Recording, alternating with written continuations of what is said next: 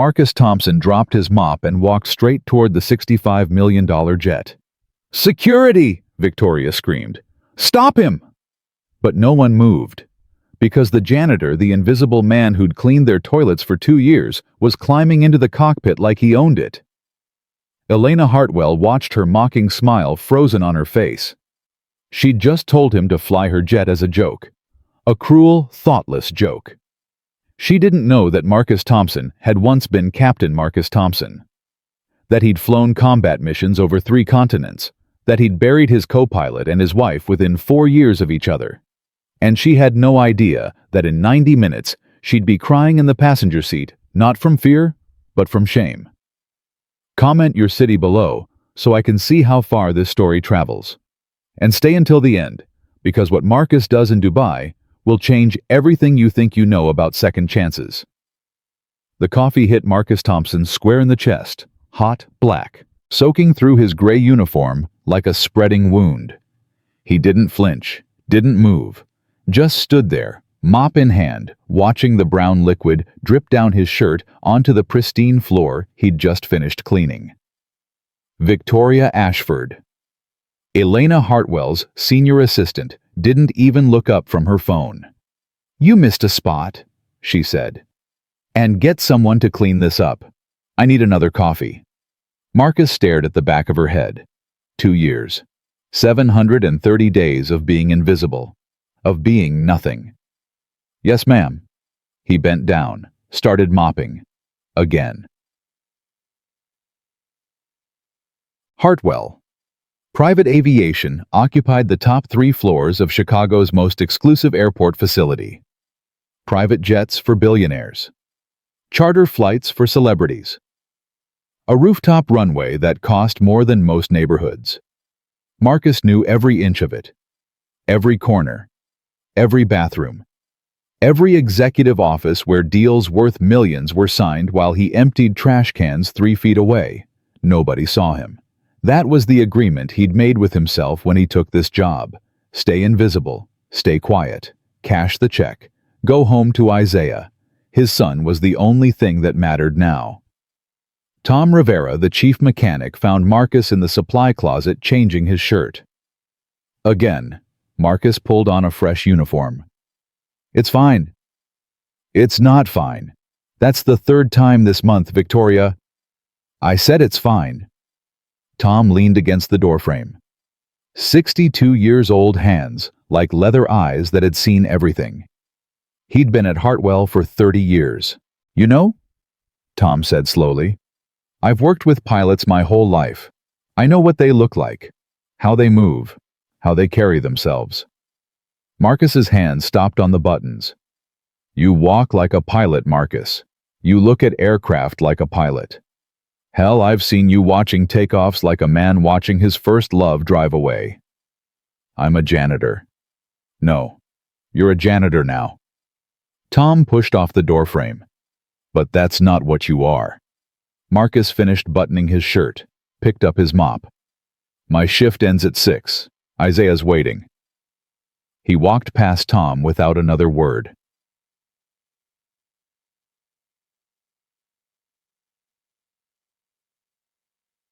Isaiah Thompson was 6 years old with his mother's eyes and his father's stubborn chin.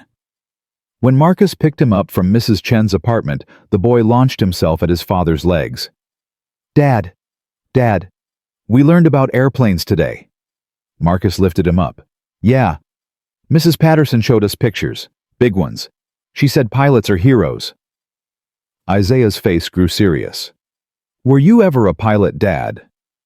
The question hit Marcus like a bullet. "Why would you ask that?" "Because you always look at the sky.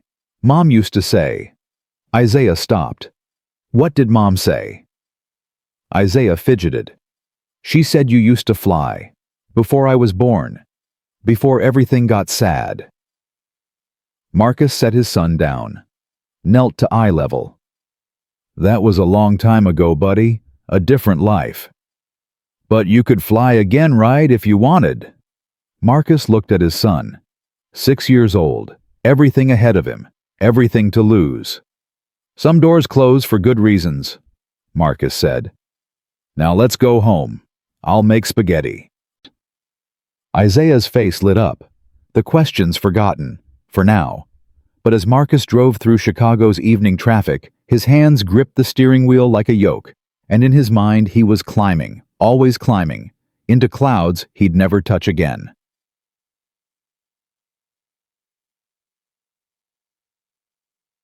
The call came at 6 a.m. Marcus was already at Hartwell mopping the executive corridor when the chaos erupted.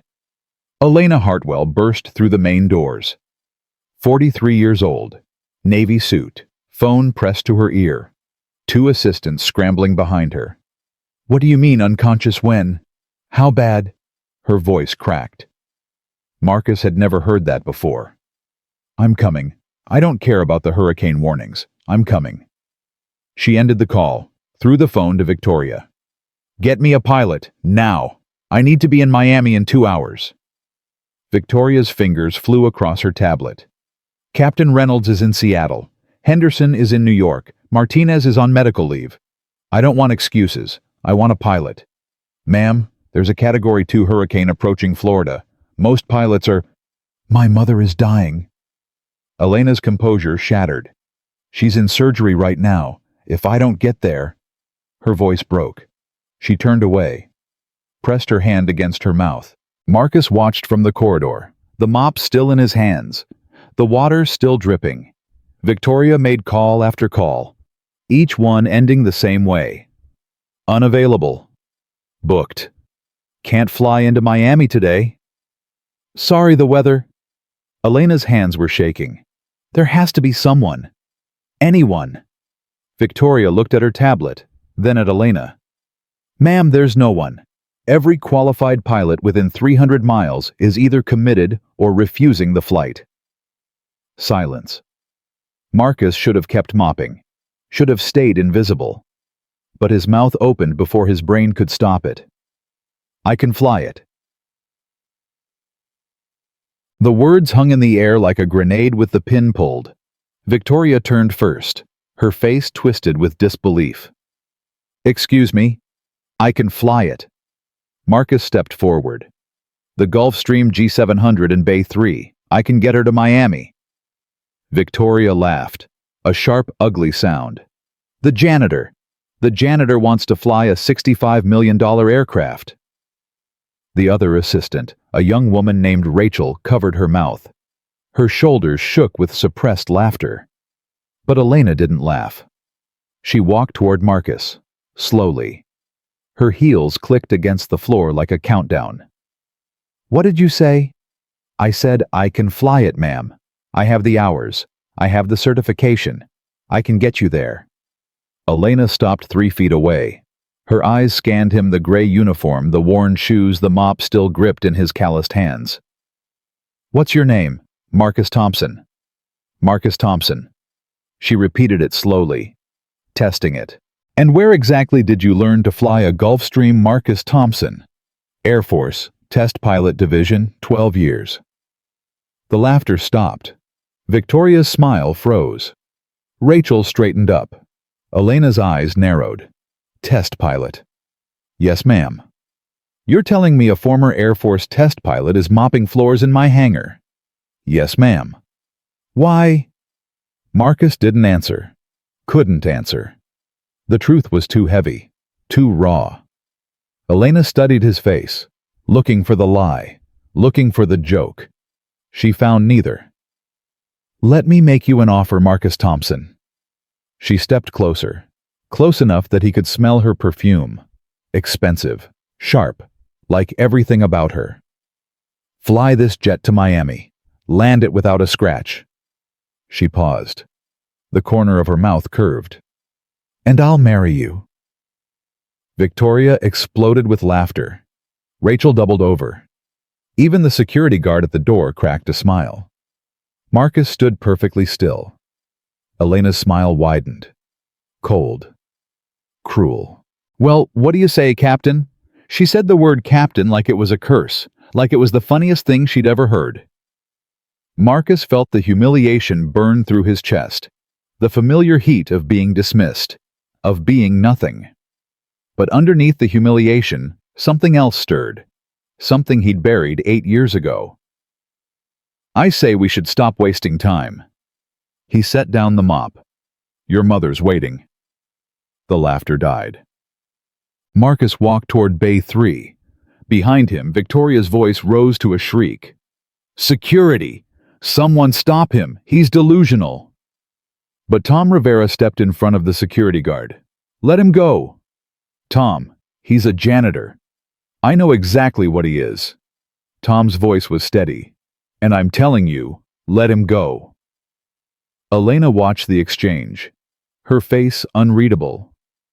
"Ma'am," Victoria pleaded, "you can't seriously get my bag." "What?"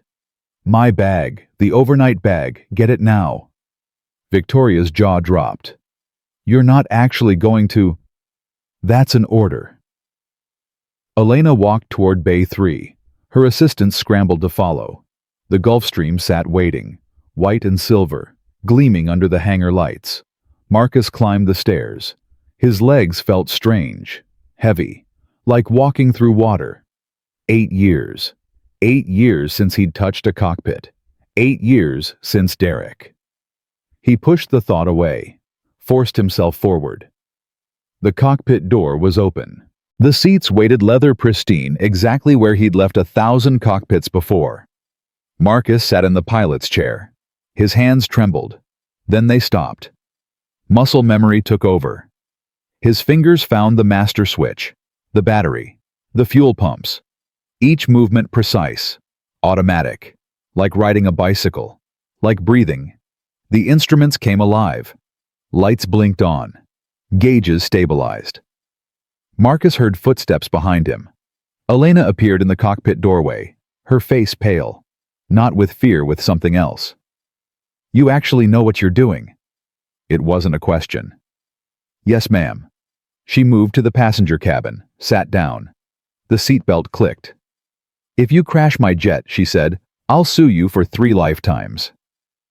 Understood. Marcus contacted the tower. His voice came out different. Formal. Professional.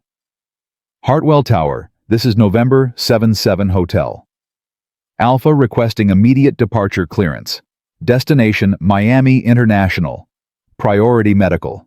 Silence on the radio. Then, "November 77 Hotel Alpha, say again pilot identification." Marcus paused. For 8 years, he'd been nobody. Captain Marcus Thompson. Air Force retired. ATP certification number Alpha Tango 7732. Another pause. "Standby Hotel Alpha." Marcus waited. His hands rested on the throttle. Behind him, Elena watched through the cockpit door. He could feel her eyes on his back. The radio crackled.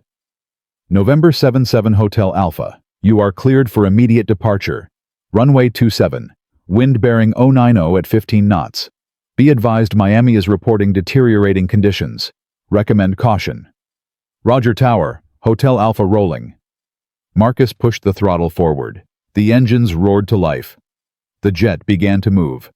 Victoria stood on the tarmac phone, in hand, mouth open.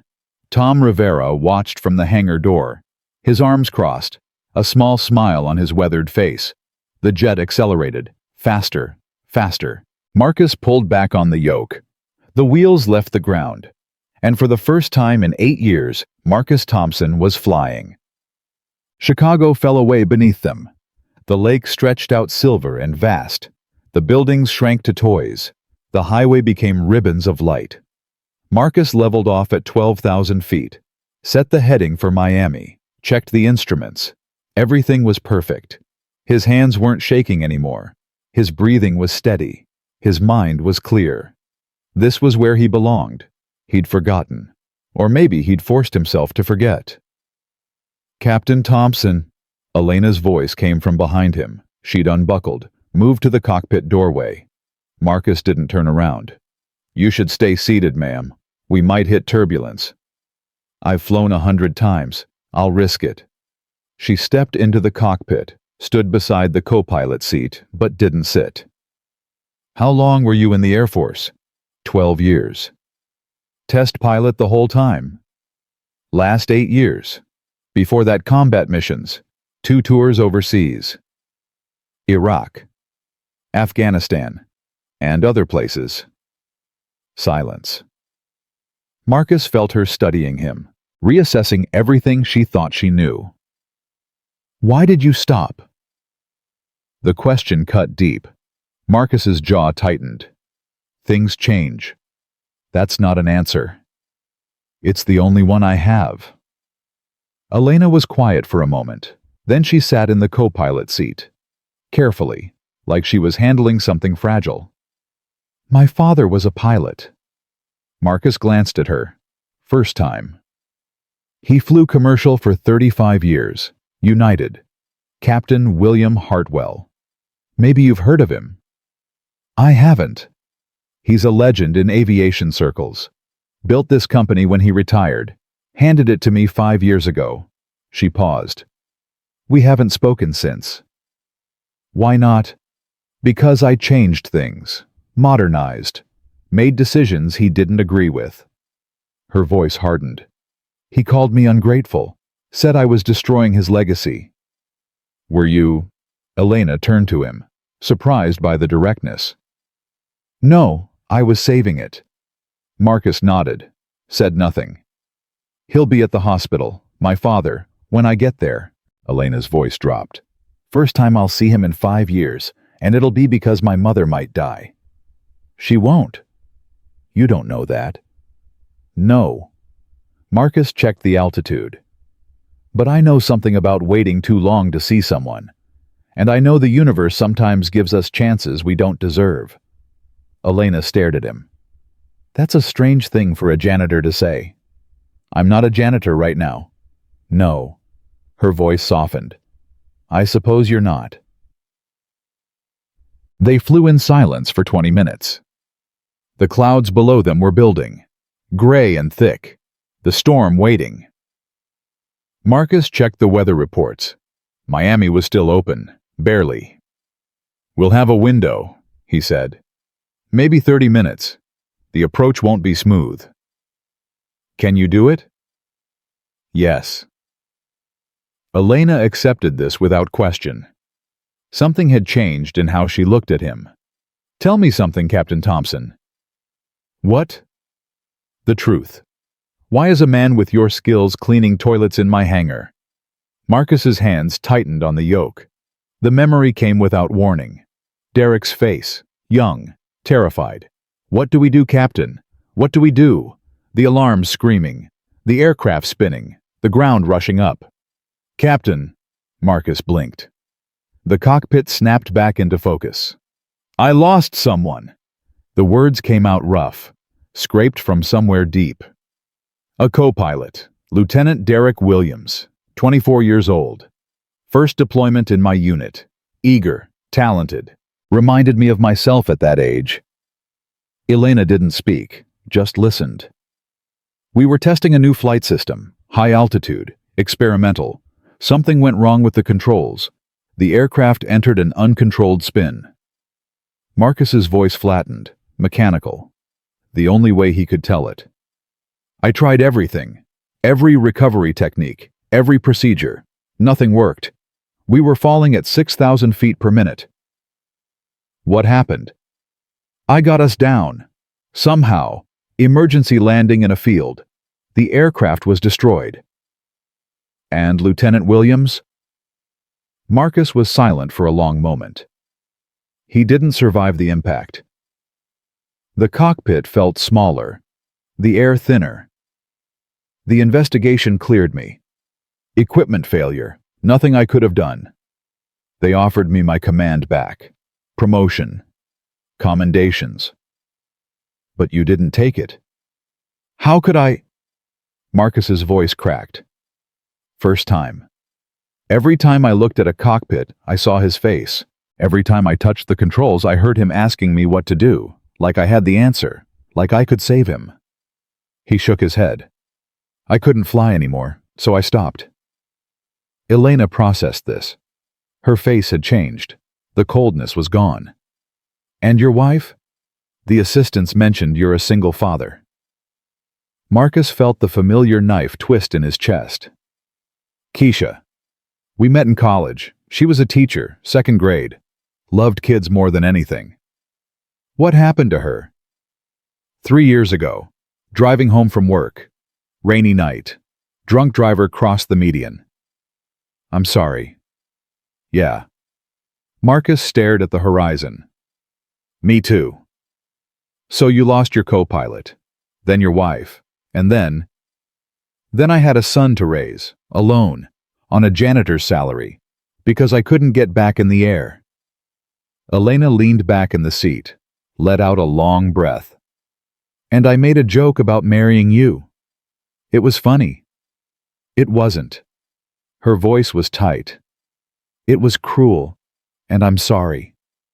Marcus looked at her, really looked. For the first time, he saw past the CEO, past the cold exterior. He saw a daughter rushing to her dying mother, a woman estranged from her father, someone carrying her own weight. Apology accepted. The radio crackled. November 77 Hotel Alpha Miami approach control. Be advised weather is deteriorating rapidly. Recommend immediate approach. Marcus keyed the mic. Roger Miami. Hotel Alpha beginning descent. Request vectors for runway 9, right. Hotel Alpha turn right, heading 140. Descend and maintain 3000. Expect ILS approach runway 9 right. Right 140 down to 3000 Hotel Alpha. Marcus began the descent. The clouds rose to meet them. Elena returned to the passenger cabin, buckled in. The aircraft entered the gray. The turbulence hit hard. The Gulf Stream shuddered. Warning lights flickered. Rain hammered the windscreen like gravel. Marcus's hands moved constantly. Corrections, adjustments, fighting the wind. Hotel Alpha, you're drifting left, of course. Turn right heading 150. Right 150. The aircraft bucked, dropped 50 feet in a second. Elena gasped. It's okay, Marcus called back. Just wind shear, I've got it. But the storm was worse than predicted. Much worse. The visibility dropped to 0. The instruments became everything. Marcus flew by numbers, by feel, by instinct honed over 1,000 flights. The altitude unwound. 3,000, 2,000, 1,500. Hotel Alpha, you're below glide path. Pull up. Marcus pulled back. The engines roared. The aircraft climbed slightly. Hotel Alpha cleared to land runway 9 right. Wind gusting to 45 knots. 45 knots. In a crosswind. In rain. With 0 visibility. This was the kind of a landing that ended careers. Or lives. Marcus pushed the thought away. Hotel Alpha cleared to land. 500 feet. The rain was a wall of water. 300 feet. The aircraft bucked left. Marcus corrected. 200 feet. The runway lights appeared. Ghostly. Wavering. 100 feet.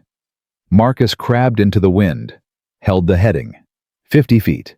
He kicked the rudder. Aligned with the center line. 20 feet. The main gear touched. Hard but controlled. The aircraft bounced. Marcus held it. Brought the nose down. Reverse thrust. Brakes. The aircraft slowed.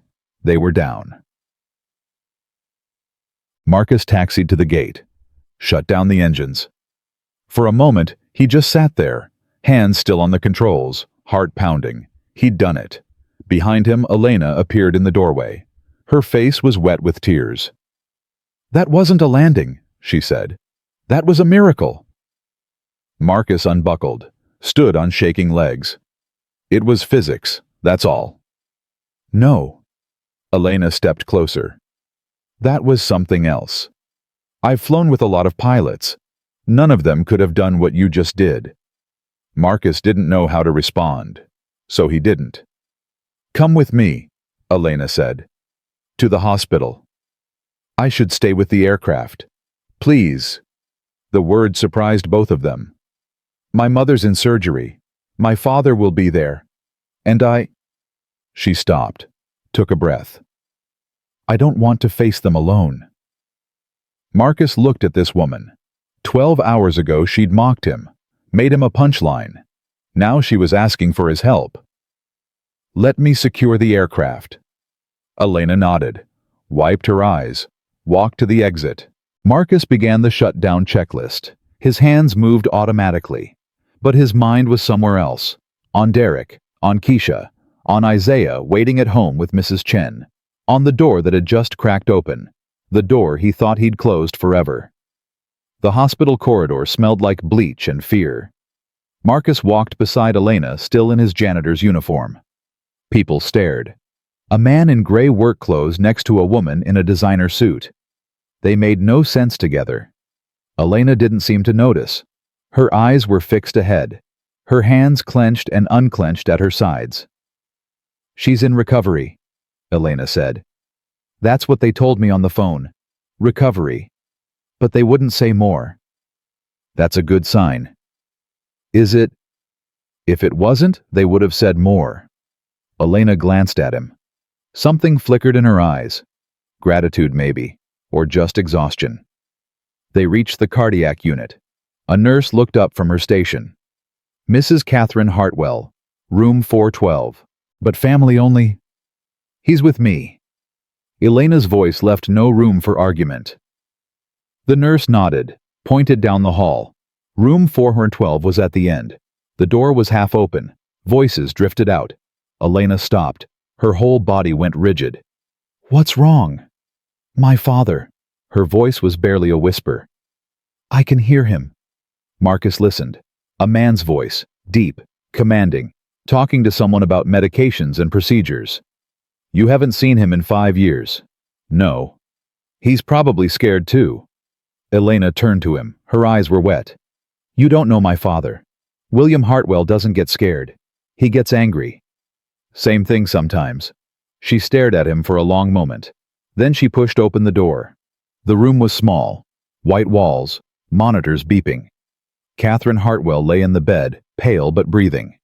Tubes connected her to machines. And standing beside her back to the door was a tall man with silver hair and shoulders like a linebacker. He turned at the sound. William Hartwell had his daughter's eyes. Ice blue, sharp as broken glass. "Elena." "Dad." The word hung between them. Heavy with 5 years of silence. William's gaze shifted to Marcus, scanned him head to toe. The uniform.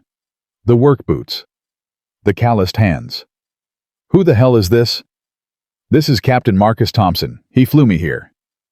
"Captain." William's eyebrows rose. "In that outfit?" "It's a long story." "I'm sure it is." William turned back to his wife. Dismissed Marcus like he was furniture. Elena moved to her mother's bedside, took her hand. "How is she?" "Surgery went well.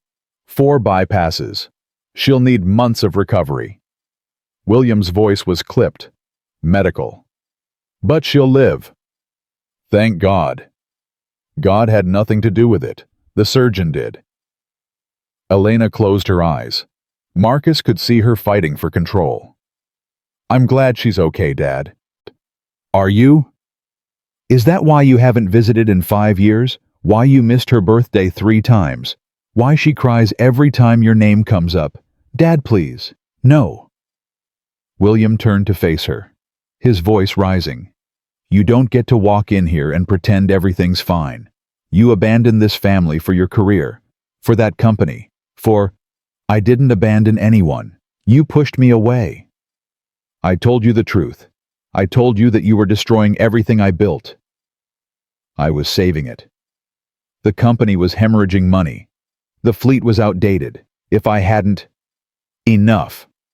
The word came from the bed, weak, raspy, but firm. Catherine Hartwell's eyes were open. She looked between her husband and daughter. "Both of you, stop." Elena dropped to her knees beside the bed. "Mom, I'm so sorry. I should have..." "Hush." Catherine's hand found her daughter's cheek. "You're here now. That's what matters." William stood rigid, his jaw tight. Catherine looked at him. "William, sit down." I'm fine standing. I almost died. Sit down. Something broke in William's face, just for a second. He pulled a chair beside the bed, sat heavily. Catherine looked at Marcus, still standing by the door. And who is this young man? Captain Thompson, Elena said. He flew me through a hurricane to get here. Catherine's eyebrows rose. Through a hurricane? The weather was deteriorating, Marcus said. We had a window. I took it. He landed in 45-knot crosswinds, Elena added, in zero visibility. It was the most incredible thing I've ever seen. William's head turned. His eyes narrowed. What aircraft? Gulfstream G700. Crosswind limit on a G700 is 38 knots. I know. You exceeded it by 7 knots. Yes, sir. That's either brilliant or suicidal. Marcus met his gaze. Depends on the pilot. Silence. William studied him with new interest. Where did you train? Edwards Air Force Base. Test Pilot School. William's expression shifted. Edwards. Yes, sir. Class of '09. I lectured there, 2007 and 2008. Guest instructor for Advanced Instrument Procedures. I know. I read your book, Flying the Edge. Required reading for the program. William leaned back in his chair. His whole demeanor changed. You read my book. 3 times. The chapter on crosswind techniques saved my life more than once. For the first time, William almost smiled. And now you're flying my daughter around in a janitor's uniform. It's complicated. I imagine it is. Catherine cleared her throat. William, leave the poor man alone. She looked at Marcus.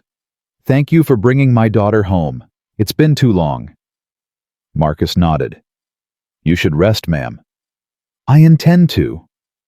Her eyes moved to Elena. But first, Elena, stay. Talk to your father. Really talk.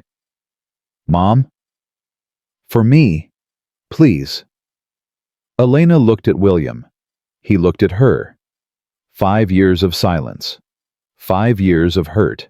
I'll be in the waiting room, Marcus said. He left before anyone could respond. The waiting room was empty except for an old television playing news. Nobody was watching. Marcus sat in a plastic chair, stretched his legs. His phone buzzed. Text from Mrs. Chen. Isaiah asking when you'll be home. Everything okay? Marcus typed back. Flight ran long. Might be tomorrow. Okay to stay. Of course. He's already asleep. Be safe. Marcus stared at the phone. His son's face on the lock screen. Smiling. Gap-toothed. Perfect. What was he doing here 1,000 miles from home? In a hospital waiting room. For a woman who'd humiliated him 12 hours ago. But something had shifted on that flight. Something he couldn't name. He closed his eyes. Just for a minute. The dream came immediately. Derek's face. Young. Terrified. The aircraft spinning. What do we do? Captain! What do we do? The alarm screaming. The ground rushing up. The sound, Marcus. He jerked awake. Elena stood in front of him. You were talking in your sleep. Marcus rubbed his face. Bad dream. The crash. He didn't answer. Didn't need to. Elena sat in the chair beside him. We talked, my father and I. And it was hard. We said things. Honest things. She paused. He cried. I've never seen my father cry. First time for everything. I'm staying the night. Maybe a few days. Until she's stable. Okay. The jet needs to go back to Chicago. The company needs it. I can ferry it back. Elena shook her head. That's not what I'm asking. She turned to face him fully. I'm asking you to stay. Marcus blinked. Stay here, in Miami, until I'm ready to go back. Ms. Hartwell. Elena, please. Elena, I have a son at home. I know. I'll arrange for him to come here. Mrs. Chen, too, if she's willing. First-class flights, hotel suite, whatever they need. Why? Elena was quiet for a moment. Because for the first time in 5 years I feel like something might be okay. And you're part of that. We met 12 hours ago.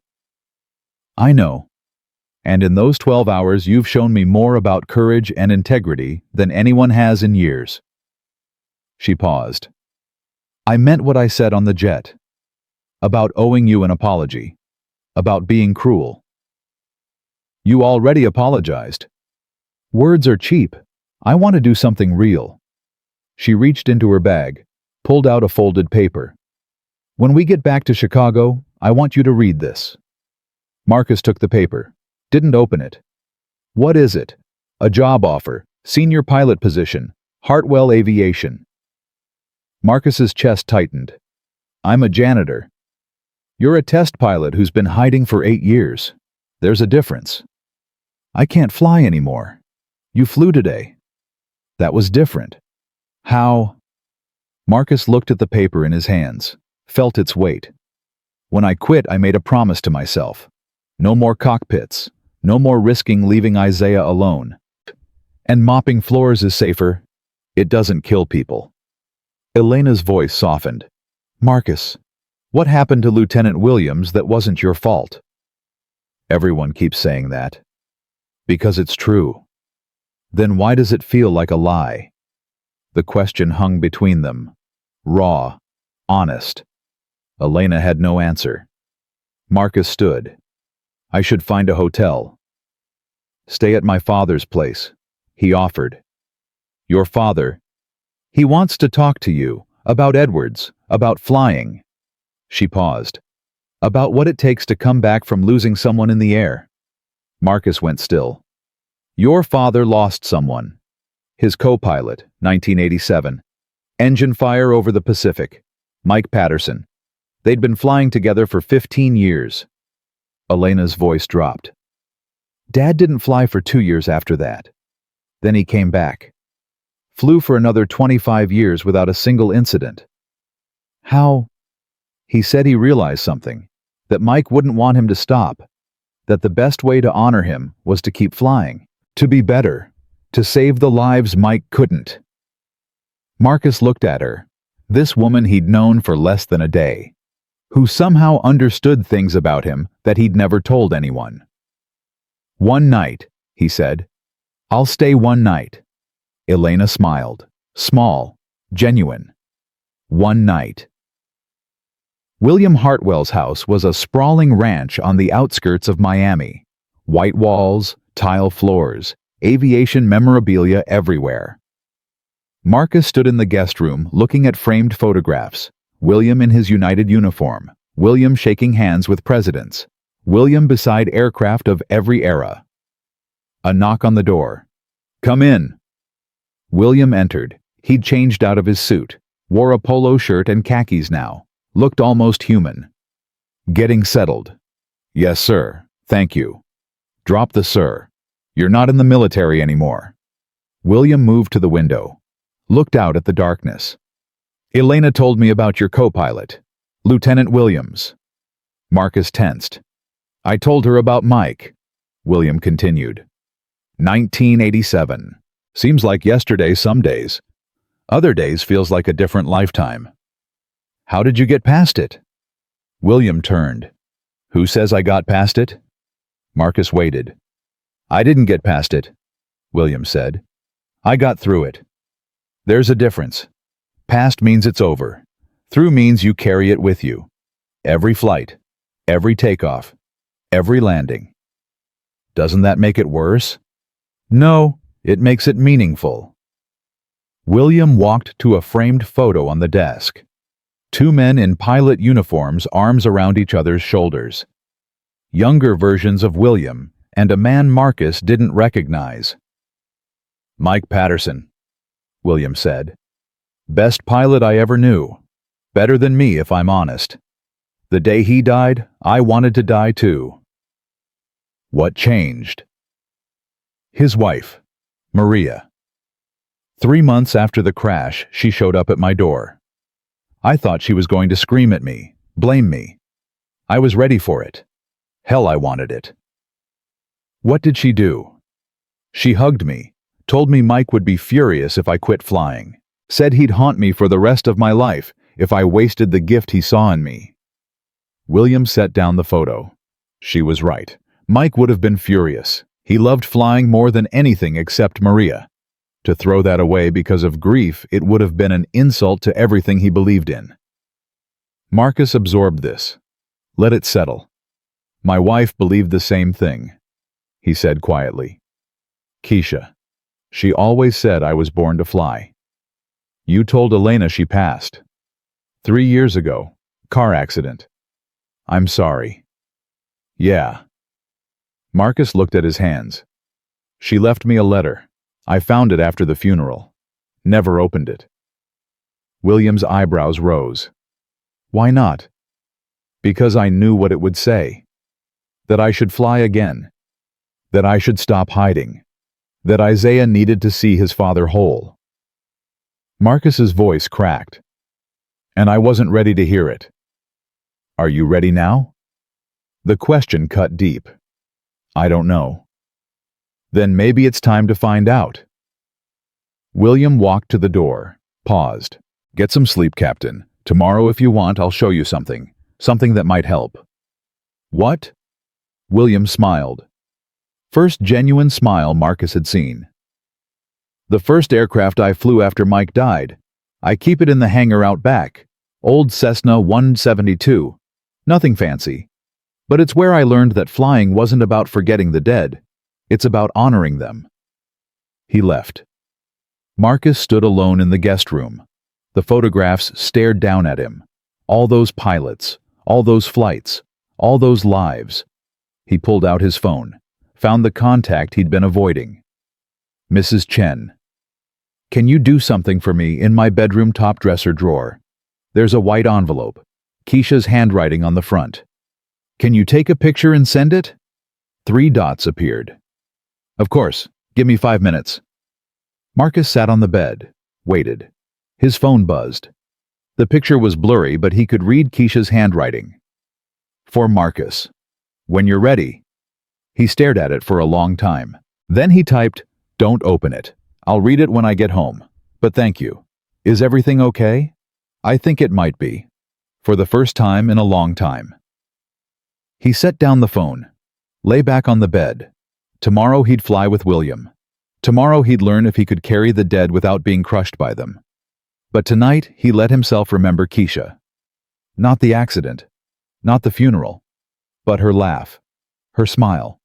The way she'd look at him when he talked about flying. You were born for the sky, baby, she used to say. Don't you ever forget that. He hadn't forgotten. He'd just been too afraid to remember. The Cessna was older than Marcus. William pulled back the hangar doors, revealing a white and blue aircraft that looked like it belonged in a museum. 1965, William said. Bought her the day after Mike's funeral. Flew her for the first time 3 weeks later. 3 weeks? Couldn't do it sooner. Kept walking to the hangar, sitting in the cockpit, then walking away. William ran his hand along the wing. But eventually the need to fly was stronger than the fear. Marcus walked around the aircraft. The paint was faded but clean. The propeller gleamed. She's still airworthy. Annual inspection last month. Flies like a dream. Why keep her? Because she reminds me. Every time I look at her, I remember what it felt like to be so broken I couldn't move. And then I remember what it felt like to move anyway. William opened the cockpit door. Get in. Marcus hesitated. This isn't a G700. No autopilot. No fancy instruments. Just you in the sky. William's voice was firm. If you can fly this, you can fly anything. Marcus climbed into the left seat. The cockpit was cramped. Basic gauges. Analog everything. William settled into the right seat. I'm not checked out on small aircraft anymore, Marcus said. I am. I'll handle the legal side. You just fly. Marcus looked at the instrument panel. Simple, honest, nothing to hide behind. Start the checklist, William said. Marcus's hands moved. Muscle memory. Master switch. Fuel selector. Mixture rich. Clear prop, he called. He turned the key. The engine coughed, sputtered, caught. The propeller spun into a blur. The sound was different from a jet. Rougher, more immediate. He could feel every cylinder firing. Taxi to runway 24, William said. Marcus released the brakes. The Cessna rolled forward. His feet worked the rudder pedals. Awkward at first, then smoother. They reached the runway. Empty except for them. Your aircraft, William said. Marcus pushed the throttle forward. The engine roared a small roar, nothing like a jet but real, alive. The Cessna accelerated. 50 knots. 60. 70.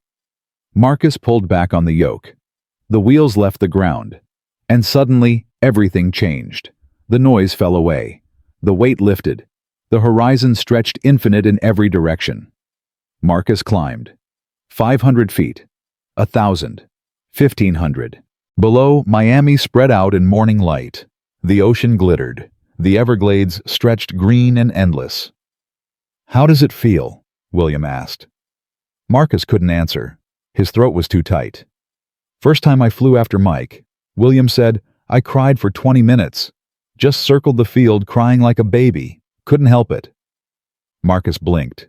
His vision was blurry. There's no shame in it, William continued. You're not just flying, you're coming home. Marcus leveled off at 3,000 feet. The Cessna hummed, steady, faithful. I've been so angry, he said. The words came without planning. At the aircraft that killed Derek, at the drunk driver who killed Keisha, at God, the universe, whatever, just angry. Anger's easy. It's a wall you can hide behind. I know, but I didn't know how to stop. You don't stop, you transform it. William pointed out the window. See that cloud? The one shaped like a fist. Marcus looked. A cumulus formation, angry and bunched. That's what anger looks like. Tight, dense, ready to explode. William pointed higher. Now look at that one. The thin, stretched one. A cirrus cloud. Wispy. Spread across the sky. That's what anger becomes when you let it go. It doesn't disappear.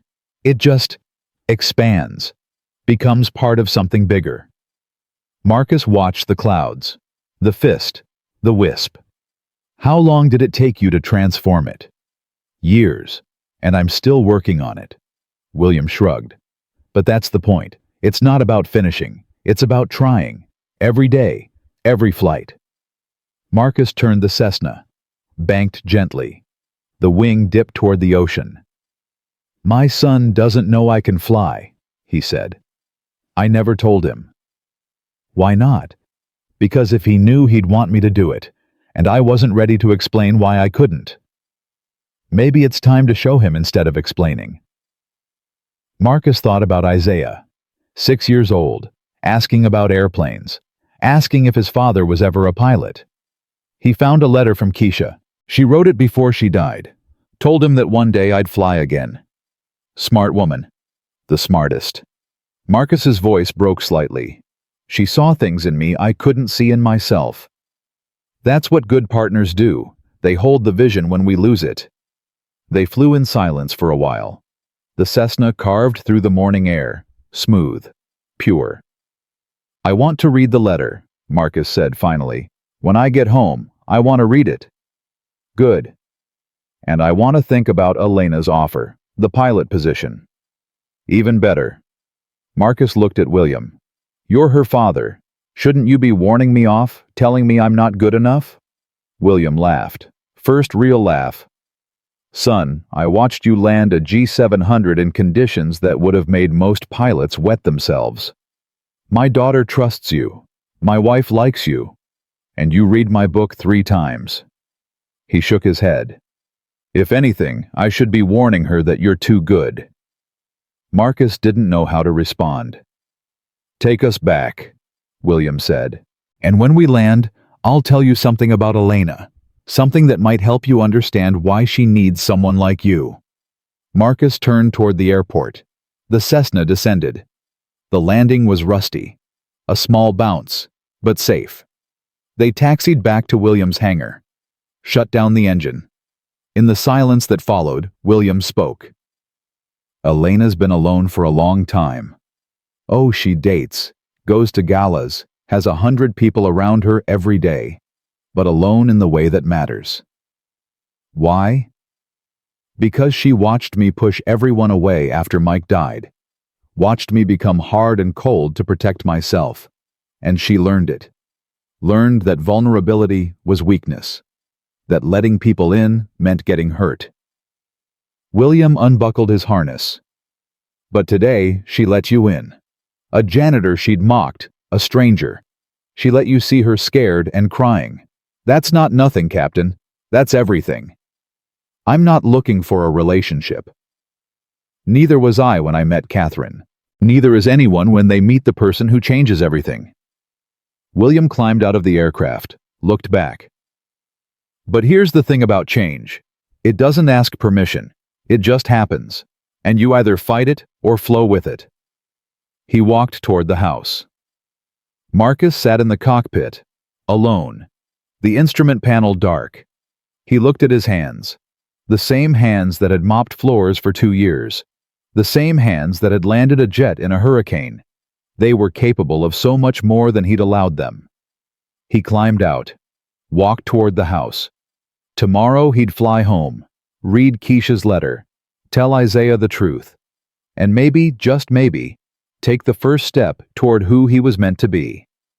The flight back to Chicago was different. Elena sat in the co-pilot seat this time. William had convinced her to take lessons years ago. She knew enough to monitor instruments. You're different, she said as Marcus leveled off at cruising altitude.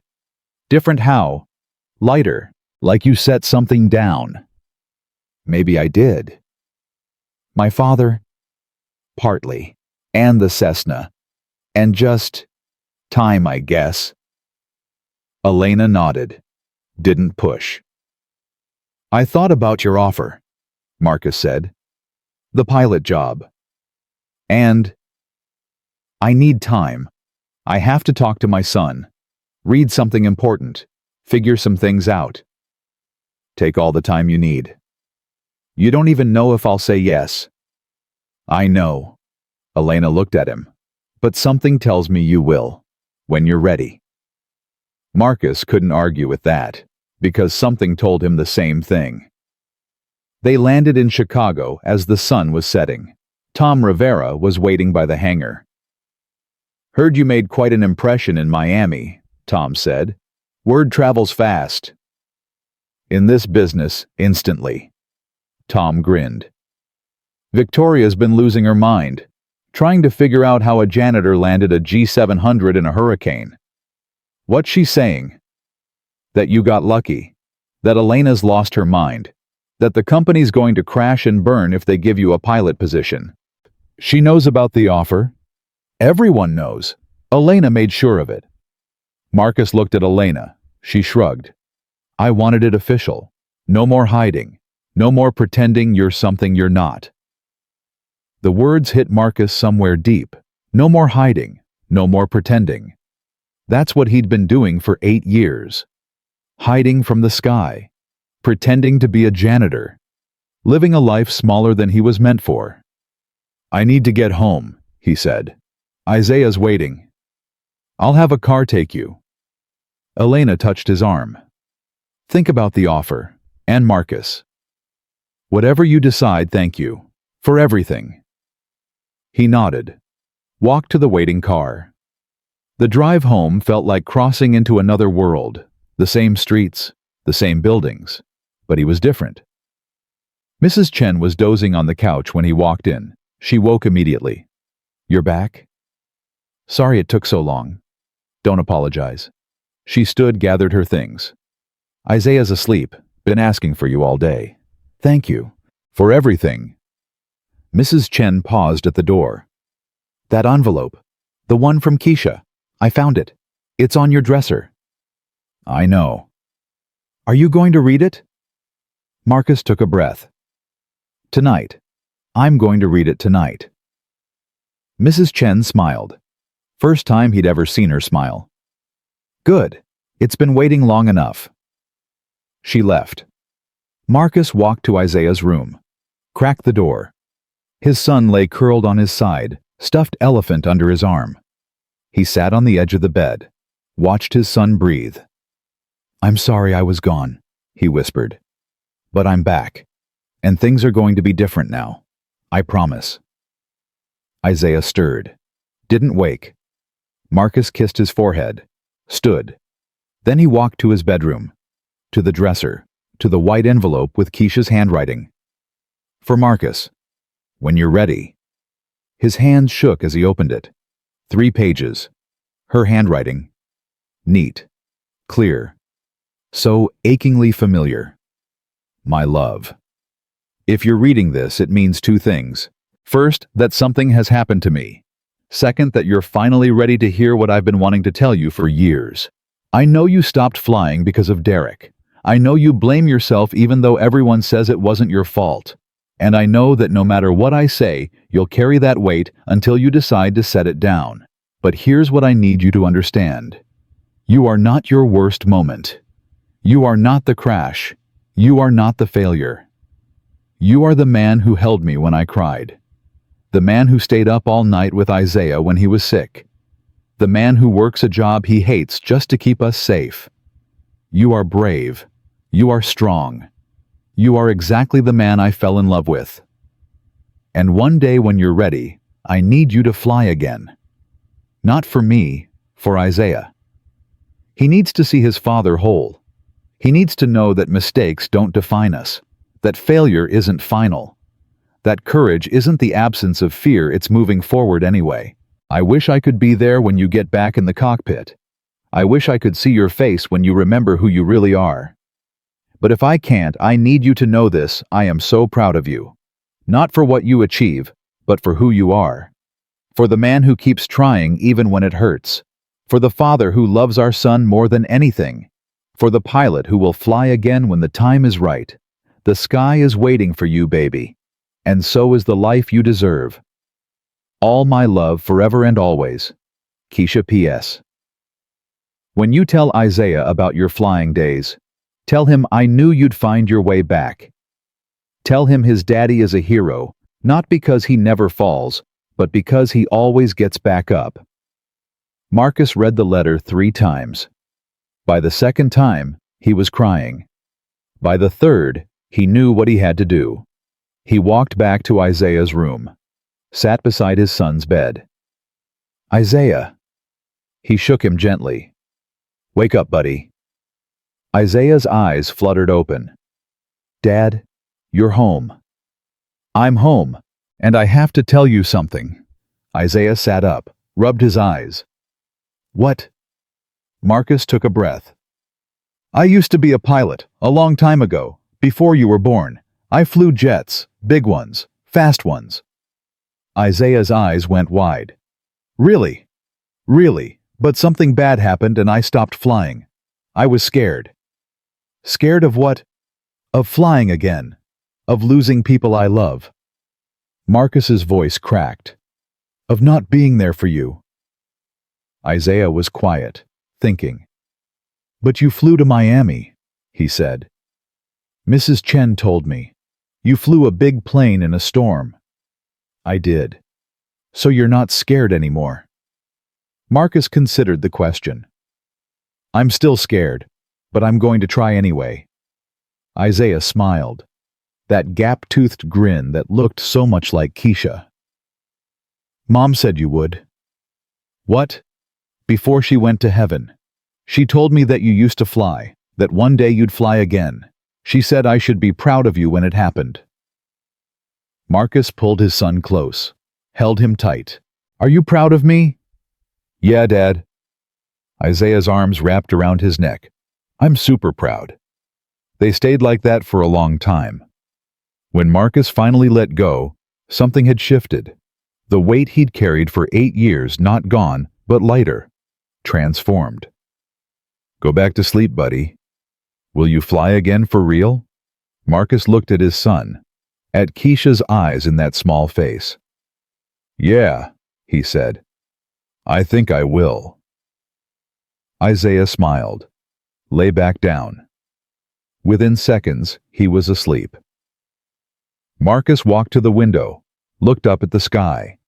Somewhere out there beyond the city lights, the stars were flying past. Millions of them. Each one a destination he might someday reach. He pulled out his phone, found Elena's number, typed one word. Yes. 3 dots appeared. Then I knew you would. See you Monday, Captain Thompson.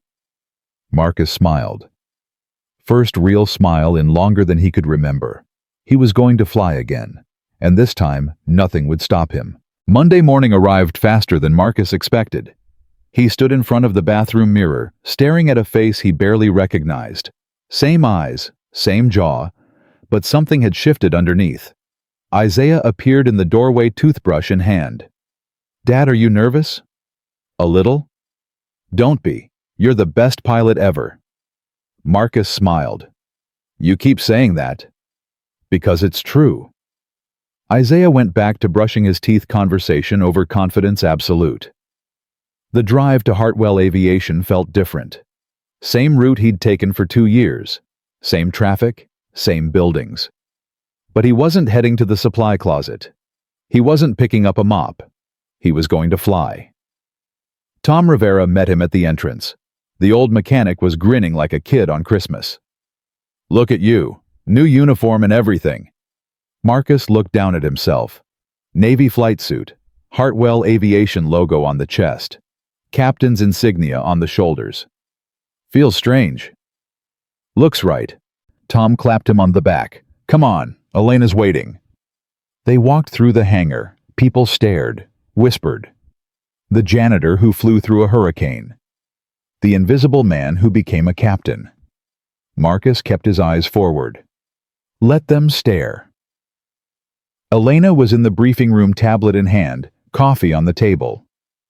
Captain Thompson, right on time. Ms. Hartwell. Elena. We discussed this. Old habits. She smiled. That small, genuine smile he was starting to recognize. Sit down. We have a lot to cover. The next 3 hours were a blur of paperwork, protocols, and procedures. Medical certification. License verification. Insurance forms. Background checks. Your Air Force record is impressive, Elena said, scrolling through her tablet. 2 distinguished flying crosses. Medal of Valor. Commendation for exceptional performance under combat conditions. That was a long time ago. 8 years isn't that long. She looked up. The FAA requires a requalification process. Flight hours, simulator tests, check rides. Normally takes 6 months. How long do I have? I can push it to 8 weeks. Maybe 6 if you're exceptional.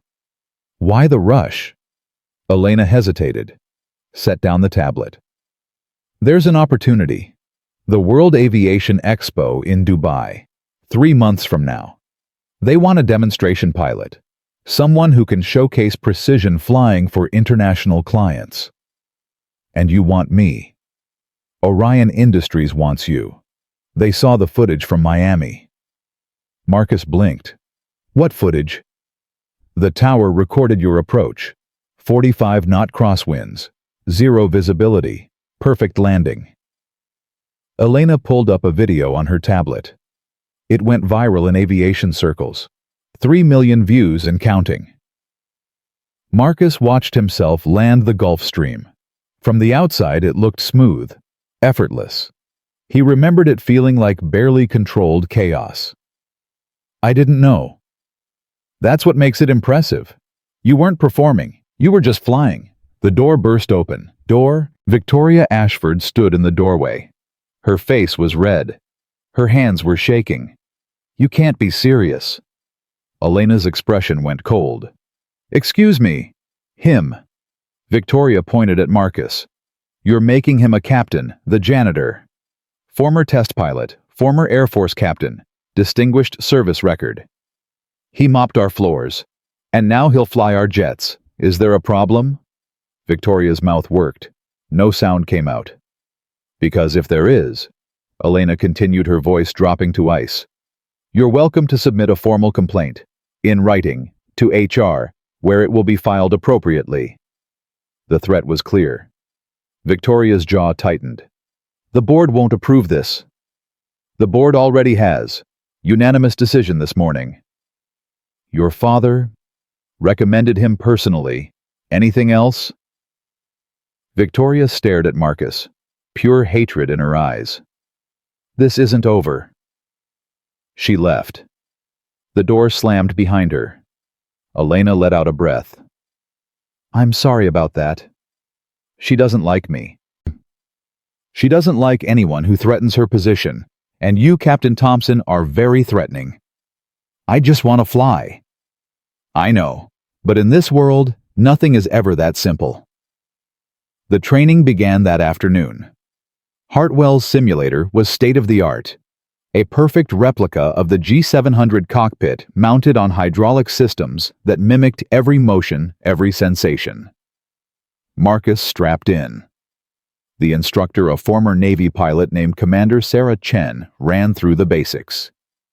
Your Air Force hours count, but civilian procedures are different.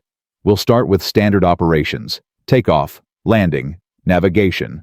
Then we'll move to emergency protocols. Understood. Any questions? Marcus thought about it. How hard are the emergency tests?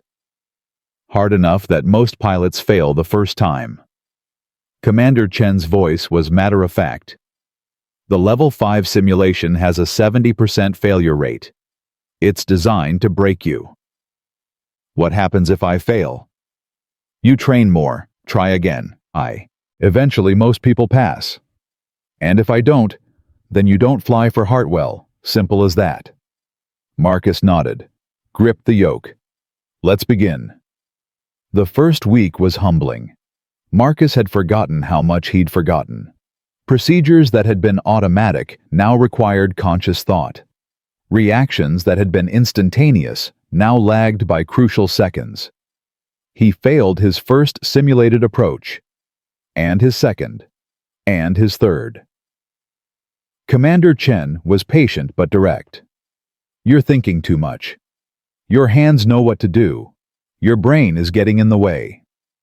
I'm trying. Stop trying. Start trusting. Easier said than done. Every time Marcus touched the controls, Derek's face flashed in his mind. Every alarm triggered memories of screaming metal and spinning horizons. At the end of the first week, Elena found him in the hangar, late, alone, staring at the Gulf Stream. Rough day. Rough week. She stood beside him, close enough that he could smell her perfume. Tom says you're improving. Tom's being kind.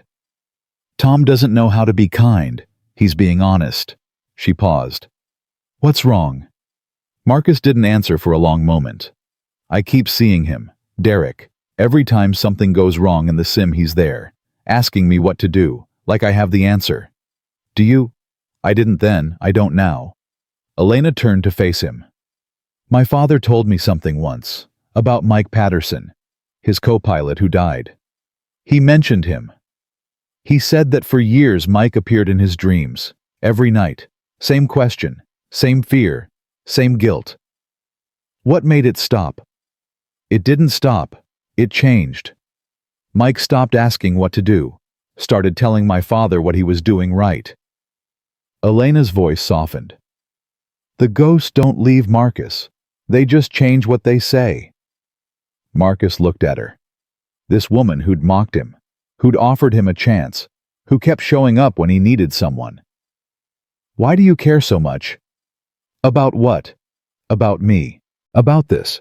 You could have hired any pilot in the country. Why me? Elena was quiet for a moment. Because I've spent my whole life surrounded by people who tell me what I want to hear, who see my money, my position, my name, not me. And I'm different. You looked at me in that cockpit, really looked, and you weren't afraid. You weren't impressed. You just saw me. She smiled, sad and small. Do you know how rare that is? Marcus didn't know what to say, so he said nothing. They stood there in the empty hangar, the Gulf Stream silent between them, until Elena straightened. Get some rest. Tomorrow we start instrument procedures. Yes, ma'am. Elena. Elena. She walked away. He watched her go. Then he went home to Isaiah, who was already asleep, and lay awake until dawn, thinking about ghosts and second chances. The second week was better. Marcus stopped fighting his instincts. Let his hands move without conscious direction. The simulator responded. The failures became fewer.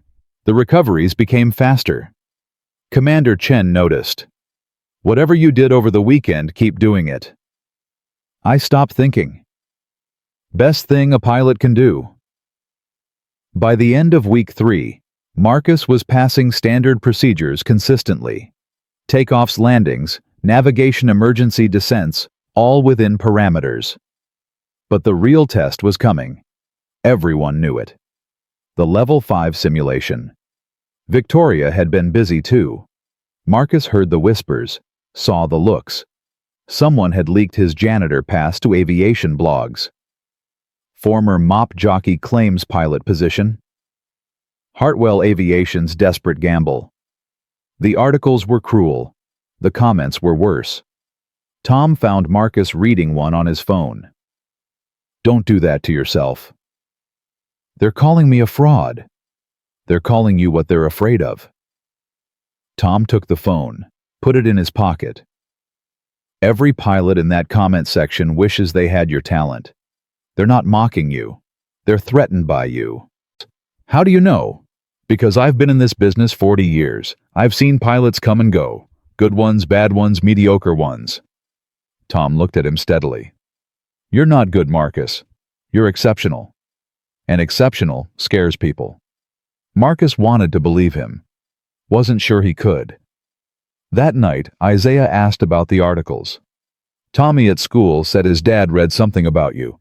That you used to clean toilets. Marcus put down his fork. I did. He said that means you're not a real pilot. What do you think? Isaiah considered this. Serious. Thoughtful. I think you flew Mom to heaven, and you flew that lady through a hurricane.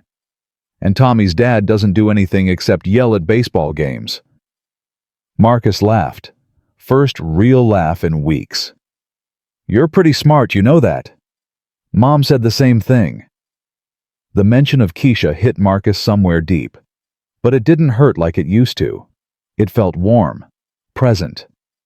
She was right, he said, about a lot of things.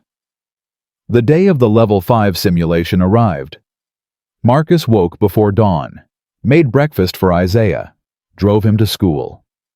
Good luck, Dad. Thanks, buddy. You're going to pass, I know it. How do you know?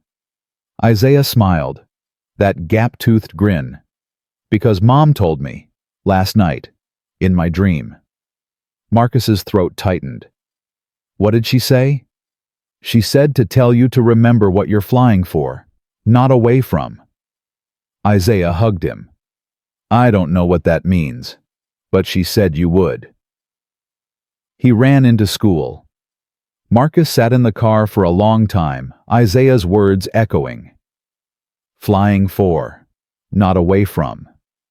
He'd spent 8 years flying away. From Derek, from Keisha, from who he used to be. Maybe it was time to fly towards something instead. The simulator bay was crowded. Marcus hadn't expected an audience. But there they were. Board members, engineers, pilots. Victoria stood in the back, arms crossed, waiting for failure. Elena was there too. Her face was calm, but her eyes betrayed her.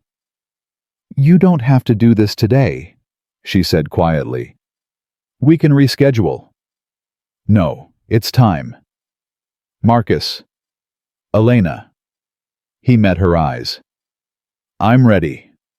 She nodded, stepped back. Commander Chen was waiting by the simulator. You know the scenario. Dual engine failure at 12,000 feet. Complete electrical failure. No hydraulics. You have 4 minutes to bring it down safely. I know. 70% of pilots fail this. The ones who pass usually have 10 attempts behind them. This is your first. I know.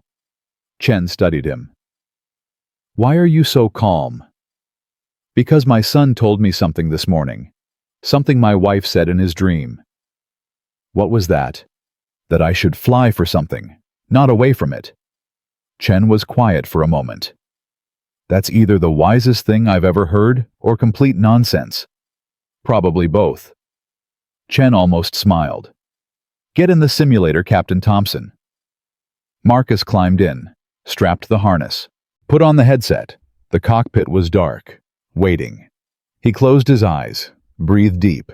Derek's face appeared, but different this time. Not panicked, not asking questions, just there, steady, calm. You've got this, Captain.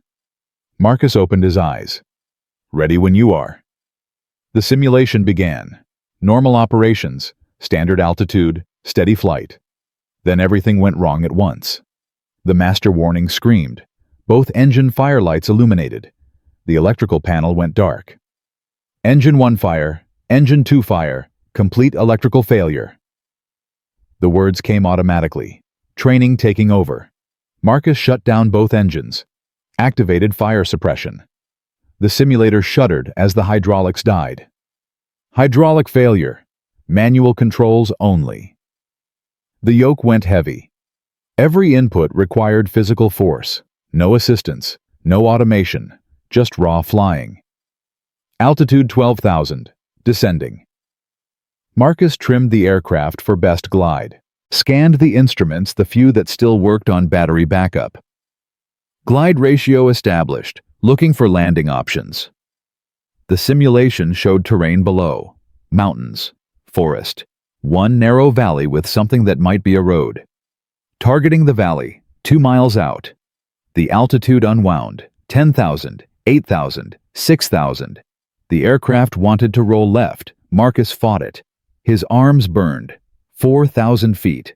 The valley was closer, but not close enough. Too high, deploying speed brakes. The aircraft slowed, dropped faster. The angle was wrong. 3,000 feet. Alarms screaming, warnings flashing. What do we do?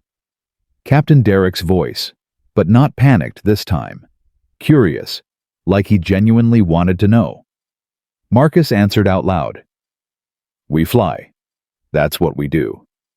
He adjusted the pitch. Let the aircraft sink. Trusted the physics. 2,000 feet. The valley opened below him. The road was visible now. Narrow, rough, but long enough. Lineup established. Committing to landing. 1,000 feet. 500. 200. The ground rushed up. Marcus held the nose, kept the wings level, felt the aircraft wanting to stall. Not yet. Not yet. The wheels touched. Hard. The aircraft bounced. Marcus held it down. No brakes, hydraulics were gone. He used aerodynamic drag. Let the speed bleed off naturally. The aircraft slowed. Slower. Slower. And stopped.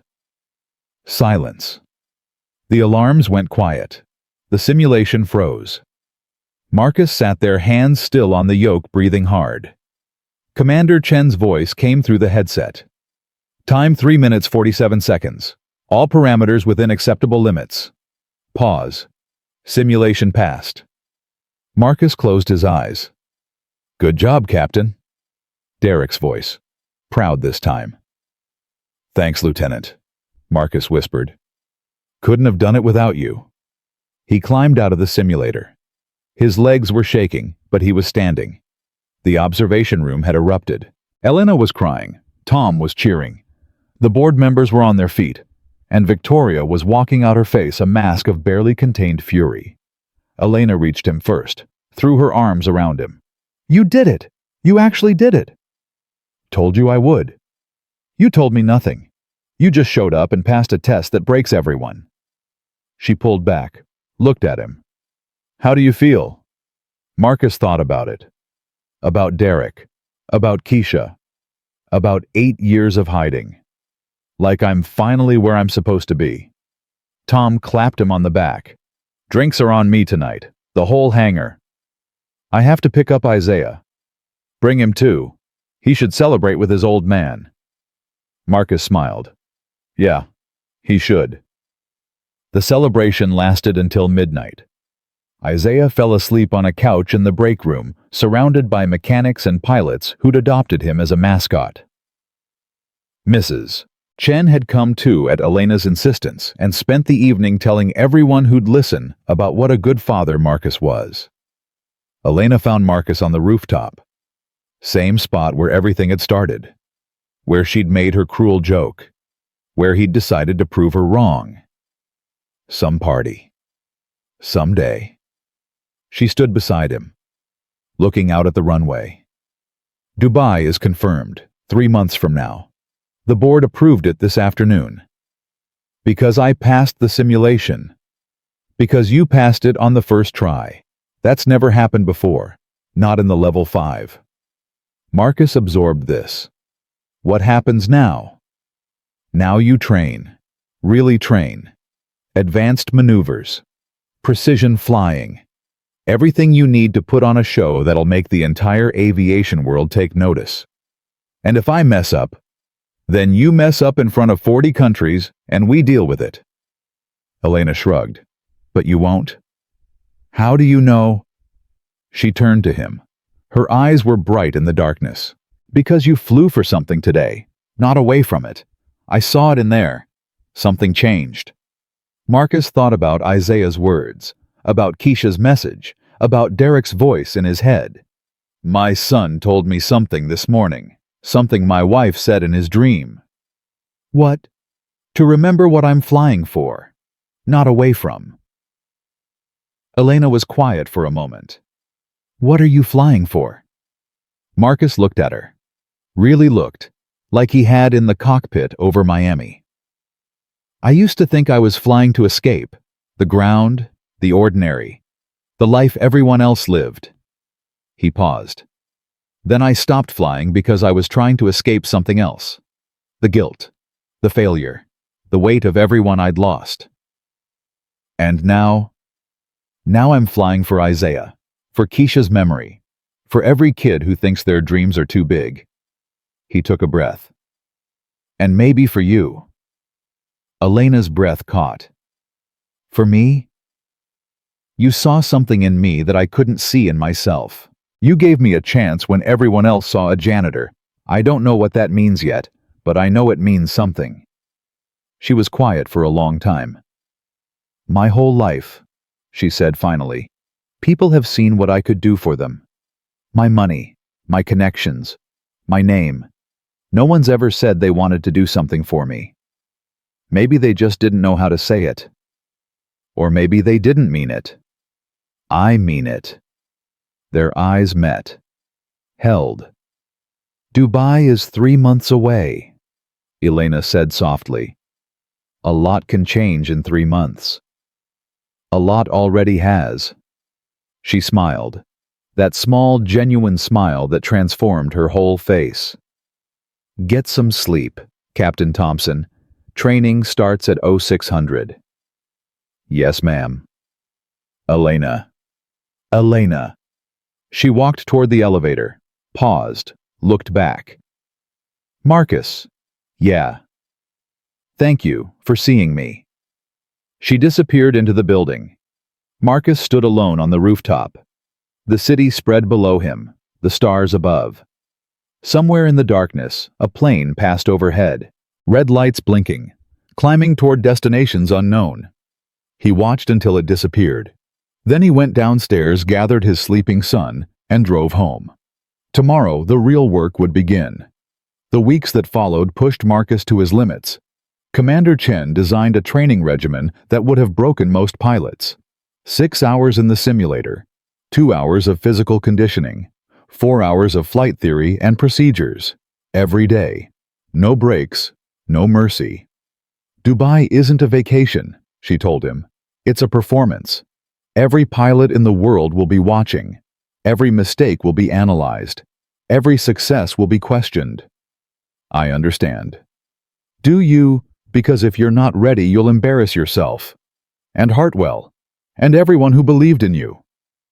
I won't embarrass anyone. Prove it.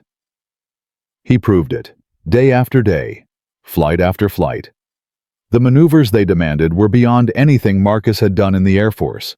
Precision turns at exact altitudes, vertical climbs that pushed the aircraft to its limits, approaches at angles that seemed impossible. But Marcus learned, adapted, improved. The ghost of Derek stayed with him, not haunting anymore, just present. A co-pilot in his mind who commented on every maneuver, every decision. Nice recovery. Little steep there, Captain. Now that's flying. Marcus started talking back, quietly, under his breath. It felt crazy. It felt right. Isaiah noticed the change. You smile more now, Dad. Do I? Yeah, like you used to, before Mom went to heaven. I feel different. Good different. Good different. Isaiah nodded, satisfied. Mom would be happy. I think she is, buddy. I think she is. Elena visited the training sessions when she could, which was often. More often than a CEO should have time for. The staff noticed. Tom noticed. Victoria definitely noticed. She's falling for him. Victoria told the board members at a meeting Marcus wasn't supposed to know about. The janitor.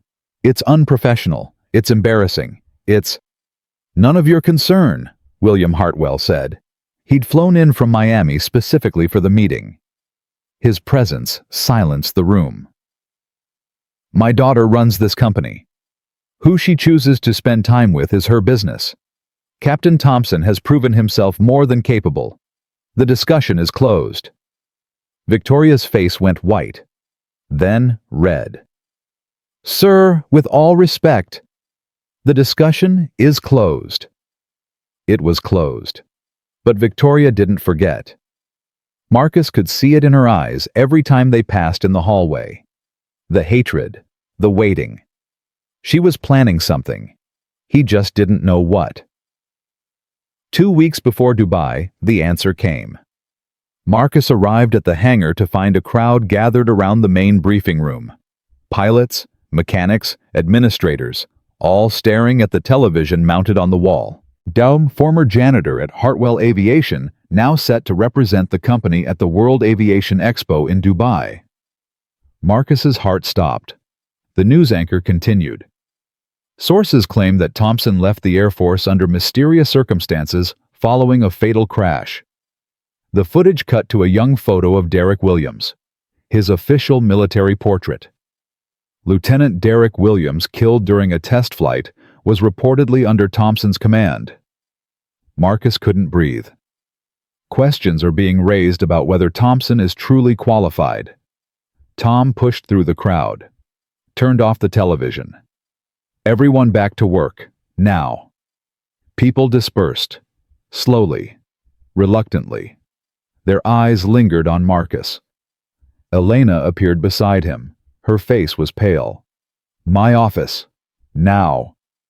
They walked in silence, past the staring faces, past the whispers, into the elevator, up to the executive floor. Elena closed the door. Victoria, you're sure? She's the only one who would leak this. The only one with access to your personnel file. Elena's hands were shaking. I'll fire her today. No. What? Don't fire her. Marcus, she told the truth. His voice was flat, controlled. I was Derek's commanding officer. He did die under my watch. Those are facts. But the way she presented them. Doesn't matter. The story's out. Firing her won't change that. It'll just look like we're hiding something. Elena stared at him. You're protecting her. I'm protecting you, and Hartwell, and the Dubai demonstration. Marcus met her eyes. If you fire her now, the media will say you're covering up. They'll dig deeper, find more, make it worse. So what do? We tell the truth. All of it. The equipment failure, the investigation, the findings that cleared me, everything. That's risky. It's honest. And honest is all I have. Elena was quiet for a long moment. You're not the man I thought you were. No, I'm the man I was always supposed to be. It just took me 8 years to remember. She crossed the room, stood in front of him. "The press conference is in 2 hours. Are you ready?" "No, but I'll do it anyway. Because that's what brave people do. Because that's what my son needs to see." Elena nodded, took his hand. "I'll be right beside you." "I know." The press conference was chaos. 50 reporters, 100 cameras. Questions shouted from every direction. Marcus stood at the podium. Elena on his right. William Hartwell on his left. "Captain Thompson," a reporter shouted, "how do you respond to allegations that you're unqualified for the Dubai demonstration?" I respond with facts. My Air Force record is public. 12 years of service, 2 distinguished flying crosses, Medal of Valor, test pilot certification from Edwards Air Force Base. "And the crash, Lieutenant Williams?" Marcus's throat tightened, but he didn't look away. "Lieutenant Derek Williams was my co-pilot, my responsibility. On June 14, 2015, we were conducting a test flight of an experimental flight system. Equipment failure caused the aircraft to enter an uncontrolled spin. I attempted recovery. The aircraft was destroyed. I survived. Derek did not." Silence. The subsequent investigation found no pilot error. The failure was mechanical, complete and catastrophic. I was cleared of any wrongdoing and offered reinstatement. "But you didn't take it." "No, I didn't. Because every time I looked at a cockpit, I saw Derek's face. Heard him asking what to do. I couldn't fly anymore, so I stopped. For 8 years. For 8 years. I worked as a janitor, raised my son, tried to forget who I used to be." "What changed?" Marcus looked at Elena. "Someone believed in me, even when I didn't believe in myself. She gave me a chance, and I'm not going to waste it." The questions continued. Some hostile, some sympathetic. Marcus answered them all. When it was over, he walked out of the room feeling empty and full at the same time. Tom was waiting in the hallway. "Hell of a performance, Captain." "It wasn't a performance." "I know. That's what made it good." Elena joined them. "The board is satisfied. Dubai is still on." Marcus nodded. He was too drained to feel relieved. "Go home," Elena said. "Be with your son. We'll pick up training tomorrow." "What about Victoria?" "I'm not firing her, like you said, but she's been reassigned, permanently, to our satellite office in Wyoming." "There's a satellite office in Wyoming." "There is now." Marcus almost smiled. "Thank you. Thank me by putting on the best damn demonstration Dubai has ever seen." "Yes, ma'am." Elena. Elena. He drove home. Isaiah was waiting at the window, waving. Marcus waved back. Tomorrow he would train harder than ever. Tomorrow he would prove that second chances weren't just possible. They were earned. The final 2 weeks before Dubai disappeared in a blur of training preparation and sleepless nights. Marcus pushed himself harder than he'd ever pushed before. 6-hour simulator sessions became 8. Physical conditioning became grueling. Every spare moment was spent reviewing procedures, memorizing sequences, visualizing the demonstration flight. Commander Chen watched him with something close to concern. "You're going to burn out before you even get there." "I'll rest on the plane. That's not how it works. It's how it works for me." She didn't argue. She'd learned that arguing with Marcus Thompson was like arguing with gravity. Isaiah noticed the change too. His father came home later, left earlier, fell asleep at the dinner table more than once. "Dad, are you okay?" "Just tired, buddy." "You're always tired now." "Big things coming. Have to be ready." "But what if you're too tired to fly?" The question stopped Marcus cold. He looked at his son. 6 years old, worried eyes, too much wisdom for such a small face. "Come here." Isaiah climbed into his lap. "You remember what Mom used to say about being scared? That brave people are just scared people who do it anyway." "Right. Well, tired people are the same. You don't stop because you're tired. You rest when you can and you keep going." "But what if you can't keep going?" Marcus held his son close.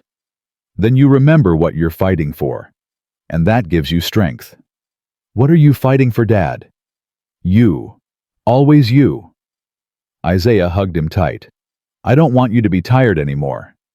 After Dubai, I promise. We'll take a vacation, somewhere with a beach, just you and me. And Miss Elena. Marcus paused.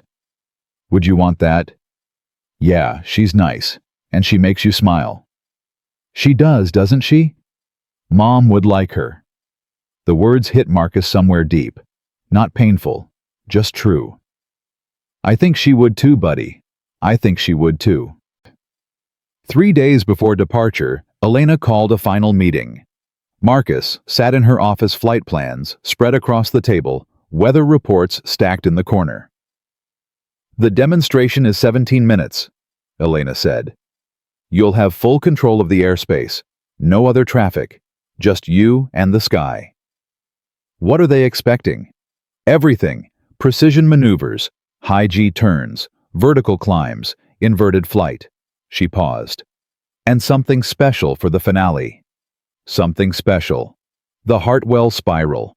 My father designed it in 1985. No one's flown it since he retired.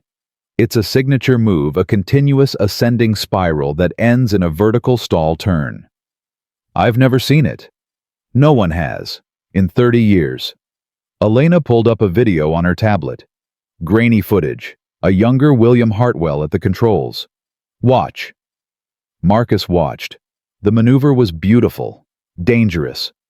The aircraft spiraled upward tighter and tighter until it seemed to hang motionless in the air. Then, a perfect pivot. A controlled fall.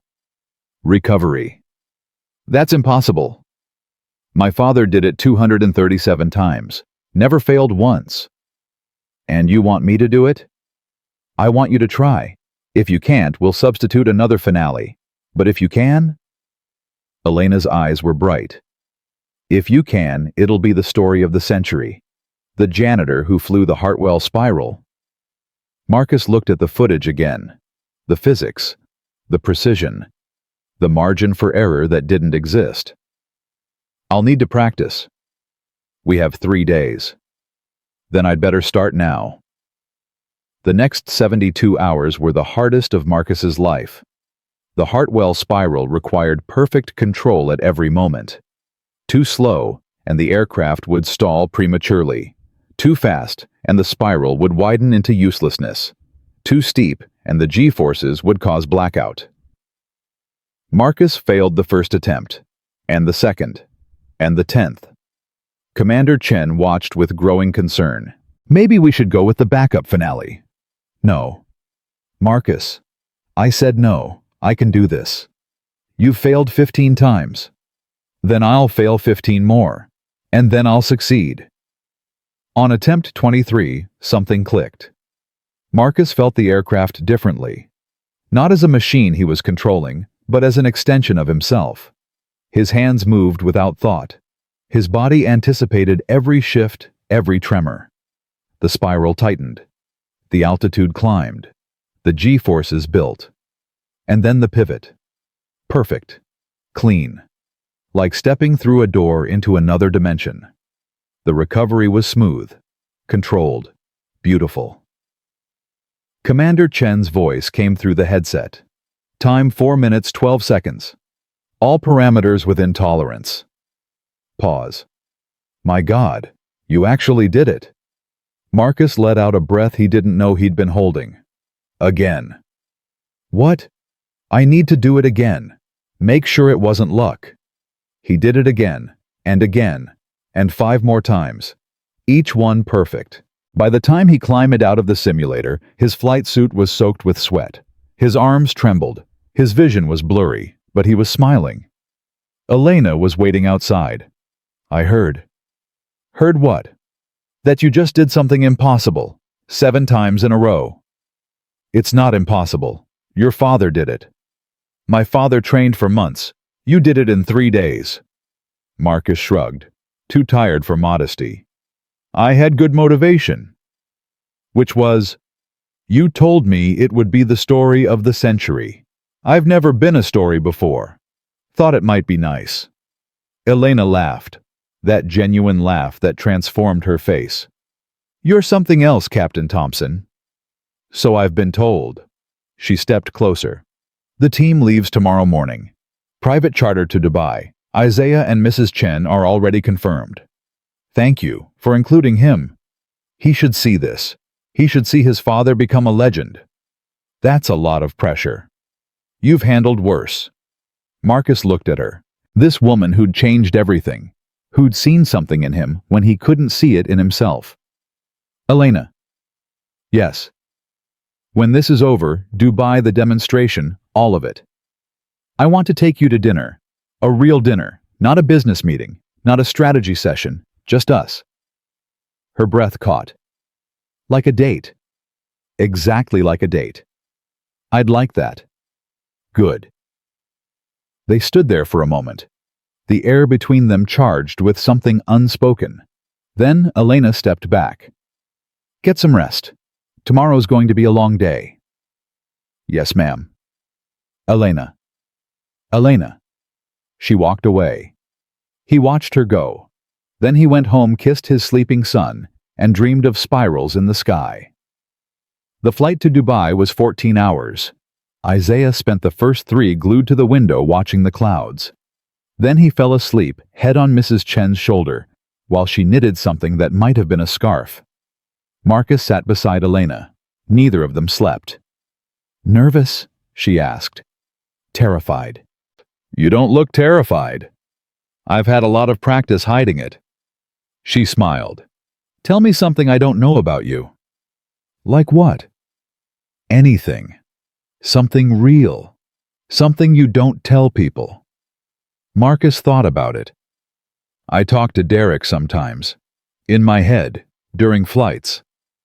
"Your co-pilot who died." "Yeah. He started out as a ghost, haunting me, asking what to do when everything went wrong." Marcus paused. "But somewhere along the way he changed.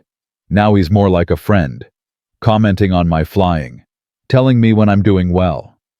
"That's not crazy. That's beautiful." "Most people would think I'm losing my mind." "Most people haven't lost what you've lost." Elena's hand found his. "The people we love don't really leave us. They just change how they stay." Marcus looked at her. "Where did that come from?" "My grandmother, before she died. She said that love doesn't end with death. It transforms, becomes something we carry instead of something we hold." "She sounds wise." She was. I miss her every day. They sat in silence for a while. The plane hummed around them. The darkness of the Atlantic passed below. "Marcus." "Yeah." "Whatever happens in Dubai, whatever happens after, I want you to know something." "What?" "You've already changed everything. Not just for me, for everyone at Hartwell. For every person who's ever been told they're not enough." She squeezed his hand. "You proved that second chances are real. That's worth more than any demonstration." Marcus didn't know how to respond, so he just held her hand. They stayed like that until dawn broke over the Persian Gulf. Dubai was overwhelming. The heat hit Marcus like a wall the moment he stepped off the plane. 42 degrees Celsius. The air shimmered. The buildings stretched toward the sky like fingers of glass and steel. Isaiah's eyes went wide. "Dad, this place is huge." "Yeah, buddy, it is." "Are you going to fly over all of it?" "Some of it." "Cool." A car took them to the hotel. 5 stars, marble floors, more luxury in the lobby than Marcus had seen in his entire life. Elena handled the check-in. Suites for everyone. Views of the exhibition grounds. Tom Rivera was waiting in the business center. "Aircraft arrived this morning. Full inspection complete. She's ready." "Any issues?" "None. She's perfect." Tom paused. "Just like you need to be." "No pressure." "All the pressure. That's the point." Marcus smiled. "Thanks, Tom." "Don't thank me yet. Thank me after you nail that Hartwell spiral." The exhibition grounds were massive. Aircraft from every nation, military jets, commercial planes, experimental designs, helicopters of every shape and size. Marcus walked through the displays with Isaiah. The boy was in heaven. "Dad, look, that one has two tails. That's an F-22 Raptor. Can you fly one I'm used to?" "Really? Really?" Isaiah stared at his father with new eyes. "You're like a superhero. Just a pilot, buddy." "Same thing." They reached the Hartwell display. The Gulfstream G700 sat gleaming under the desert sun, white and silver. Beautiful. A crowd had gathered. Word had spread. The janitor pilot. The man who'd passed the level 5 on his first attempt. The one attempting the Hartwell spiral. Marcus heard the whispers. "That's him. Doesn't look like much. I heard he mopped floors for 2 years. No way he pulls off that spiral." He ignored them, focused on the aircraft, on the job ahead. William Hartwell appeared beside him. "How are you feeling?" "Like I'm about to either make history or embarrass myself in front of the world." "Same thing sometimes." William looked at the jet. "I flew my first major demonstration in 1982, Paris Air Show. I was so nervous I threw up twice before takeoff." "What happened?"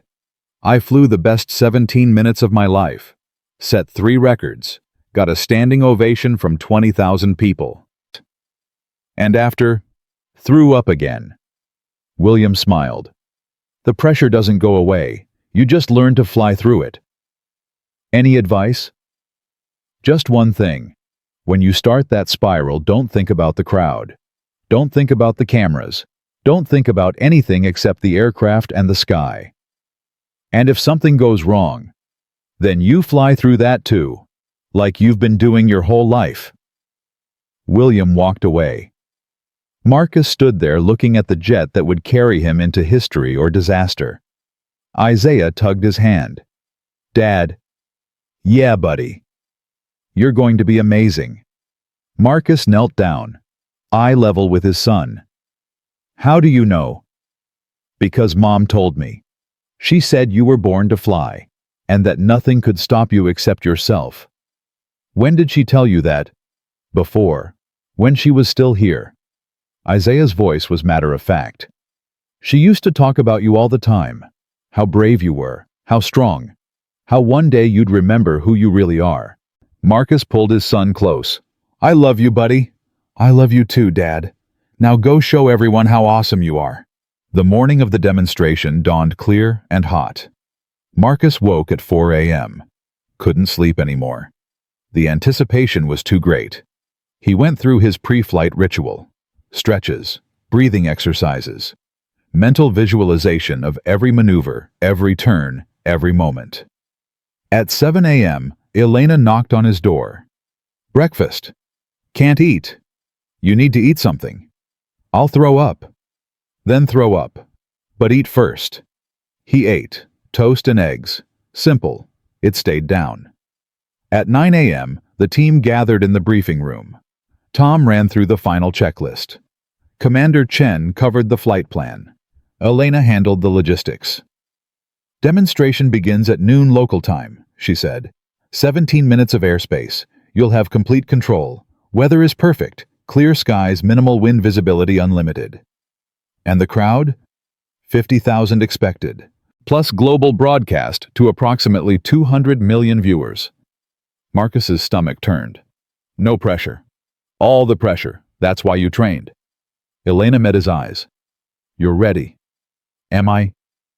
"I've never been more sure of anything in my life." At 11:30, Marcus walked to the aircraft. The ground crew had prepared everything. The jet gleamed. The engines hummed with potential energy. Isaiah and Mrs. Chen were in the VIP section. Front row. Elena had made sure of it. Marcus climbed the stairs, paused at the door, looked back. 50,000 people. Cameras everywhere. The weight of expectation pressing down. And there in the front row, his son. Waving, smiling, believing. Marcus waved back. Then he entered the cockpit. The familiar embrace of the pilot's seat. The instruments waiting. The yoke under his hands. Tower, this is Hartwell 1. Requesting clearance for demonstration flight. Hartwell 1, you are cleared for demonstration. Runway 27. Wind calm. Visibility unlimited. The sky is yours, Captain. Marcus taxied to the runway. The aircraft responded perfectly. Every system green. Every gauge optimal. He reached the threshold. Stopped. Breathed. You ready? Captain Derek's voice. Calm. Confident. Ready as I'll ever be, Lieutenant. Then let's show them what we can do. Marcus pushed the throttle forward. The engines roared. The aircraft accelerated. The runway blurred. He pulled back on the yoke. And for the first time in 8 years, Marcus Thompson wasn't just flying. He was free. The first maneuver was a vertical climb. Marcus pulled the aircraft straight up. G-forces pressed him into the seat. The altimeter spun. The ground fell away. At 10,000 feet he rolled. The horizon flipped. The desert became the sky. The sky became the desert. He dove, controlled, precise. The ground rushed up. At the last possible moment he pulled back. The aircraft leveled. The crowd gasped. Nice one, Captain. Just getting started. The next sequence was a series of high G turns, figure eights at 300 knots, each one tighter than the last, each one pushing the aircraft closer to its limits. The commentator's voice echoed through the grounds. Remarkable precision from Captain Thompson. These turns are at the absolute edge of what's possible in a civilian aircraft. Marcus didn't hear. He was somewhere else. In the zone. In the flow. 7 minutes in. The crowd was on their feet. Marcus executed a hammerhead turn. Vertical climb, 0 airspeed at the top, perfect pivot vertical dive. Textbook. Beautiful. Then the inverted pass. Flying upside down at 500 feet. The ground above him, the sky below. Counterintuitive. Terrifying. Exhilarating. 11 minutes. The halfway point. Marcus climbed back to altitude, caught his breath, prepared for what was coming. The Hartwell spiral. You sure about this? No. But I'm doing it anyway. That's my captain. Marcus banked left, began the entry. The spiral started wide, gradual, building momentum. Then it tightened. The aircraft curved inward, climbing all the while. The G-forces built. 3 Gs. 4. 5. Marcus's vision narrowed, gray at the edges. He fought it. Breathed against the pressure. The spiral continued. Tighter. Higher. The aircraft corkscrewing toward the heavens. 6 Gs. His body weighed 6 times normal. His arms were lead. His chest struggled to expand. But his hands stayed steady. His mind stayed clear. The apex approached. The moment of truth. Marcus felt the aircraft begin to slow. The edge of the stall. The point of no return. Now. He kicked the rudder. Pulled the yoke. The aircraft pivoted. For one impossible moment, they hung motionless. Suspended between earth and sky. Between past and future. Between the man Marcus had been and the man he was becoming. Then gravity took over. The aircraft fell. Nose down, accelerating. Marcus held the dive. Longer than felt safe. Longer than seemed possible. At the last moment he pulled back. The aircraft leveled. The recovery was complete. The Hartwell spiral. Perfect. For the first time in 30 years. The crowd exploded. Marcus heard it even through the cockpit. The roar of 50,000 people. The thunder of applause. Hell of a job, Captain. Thanks, Lieutenant. Couldn't have done it without you. You did it without me. I was just along for the ride. The final 3 minutes were a victory lap. Gentle maneuvers. Graceful turns. A celebration of flight itself. Marcus brought the aircraft down in a long, slow approach. The wheels touched, soft as a whisper. The rollout was perfect. He taxied to the display area, shut down the engines. Silence. Then the cockpit door opened and the sound hit him like a wave. Cheering, screaming, his name being chanted. Thompson, Thompson, Thompson. Marcus climbed out, stood on the stairs. 50,000 people on their feet, cameras flashing, the commentator's voice booming. Ladies and gentlemen, you have just witnessed aviation history. Captain Marcus Thompson has successfully executed the Hartwell spiral for the first time in 30 years. What an absolutely magnificent performance. But Marcus wasn't looking at the crowd. He was looking at the VIP section, at Isaiah, who had broken through the barrier and was running across the tarmac, at Elena, who was crying, at Mrs. Chen, who was waving her knitting needles like flags. Isaiah reached him first. Marcus jumped down, caught his son, lifted him high. "Dad! Dad! That was amazing!" "You think so?" Everyone's clapping. They're saying your name. They are, aren't they? You're famous now. I don't care about famous. Marcus held his son close. I just care about you. Elena arrived, tears streaming down her face. She threw her arms around both of them. You did it. You actually did it. Told you I would. You told me nothing. You just... She laughed through her tears. You just flew like an angel and made everyone fall in love with you. Everyone. She looked at him. Her eyes said everything her words couldn't. Everyone. The rest of the day was a blur. Press conferences, interviews, handshakes with dignitaries from a dozen countries. The Orion Industries CEO found Marcus in the crowd. Captain Thompson, that was the most impressive flying I've ever seen. Thank you, sir. The scholarship we discussed for your son's education, it's confirmed. Full ride through college, whatever school he wants. Marcus's throat tightened. I don't know what to say. Don't say anything. Just keep flying like that. The world needs more people who refuse to give up. William Hartwell appeared next. His eyes were wet. My father designed that maneuver. I flew it for 20 years, and I have never seen it done better. I had a good teacher. You had talent. That's different. William gripped his shoulder. I was wrong about a lot of things, but I wasn't wrong about you. Thank you, sir. William, after today you've earned the right. That night there was a gala. Marcus wore a suit that Elena had arranged. Black, tailored. He barely recognized himself in the mirror. Isaiah was with Mrs. Chen at the hotel, already asleep, exhausted from the excitement. Elena met Marcus in the lobby. She was wearing a blue dress. Simple, elegant. She took his breath away. You clean up nice, Captain. So do you. They walked into the gala together. 1,000 eyes turned. Whispers followed. That's him, the janitor pilot. Flew the Hartwell spiral like it was nothing. Elena Hartwell's been spending a lot of time with him. Marcus ignored it all, focused on the woman beside him. Dance with me, she said. I don't dance. Tonight you do. They moved to the floor. A slow song played.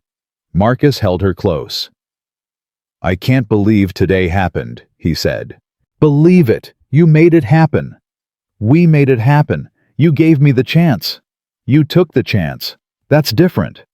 Elena looked up at him. Marcus, I need to tell you something. What? When I made that joke the day we met about marrying you if you flew the jet, I was being cruel. I know that. I've apologized for it. You have. But here's the thing. She paused. I'm not sure it's a joke anymore. Marcus stopped moving.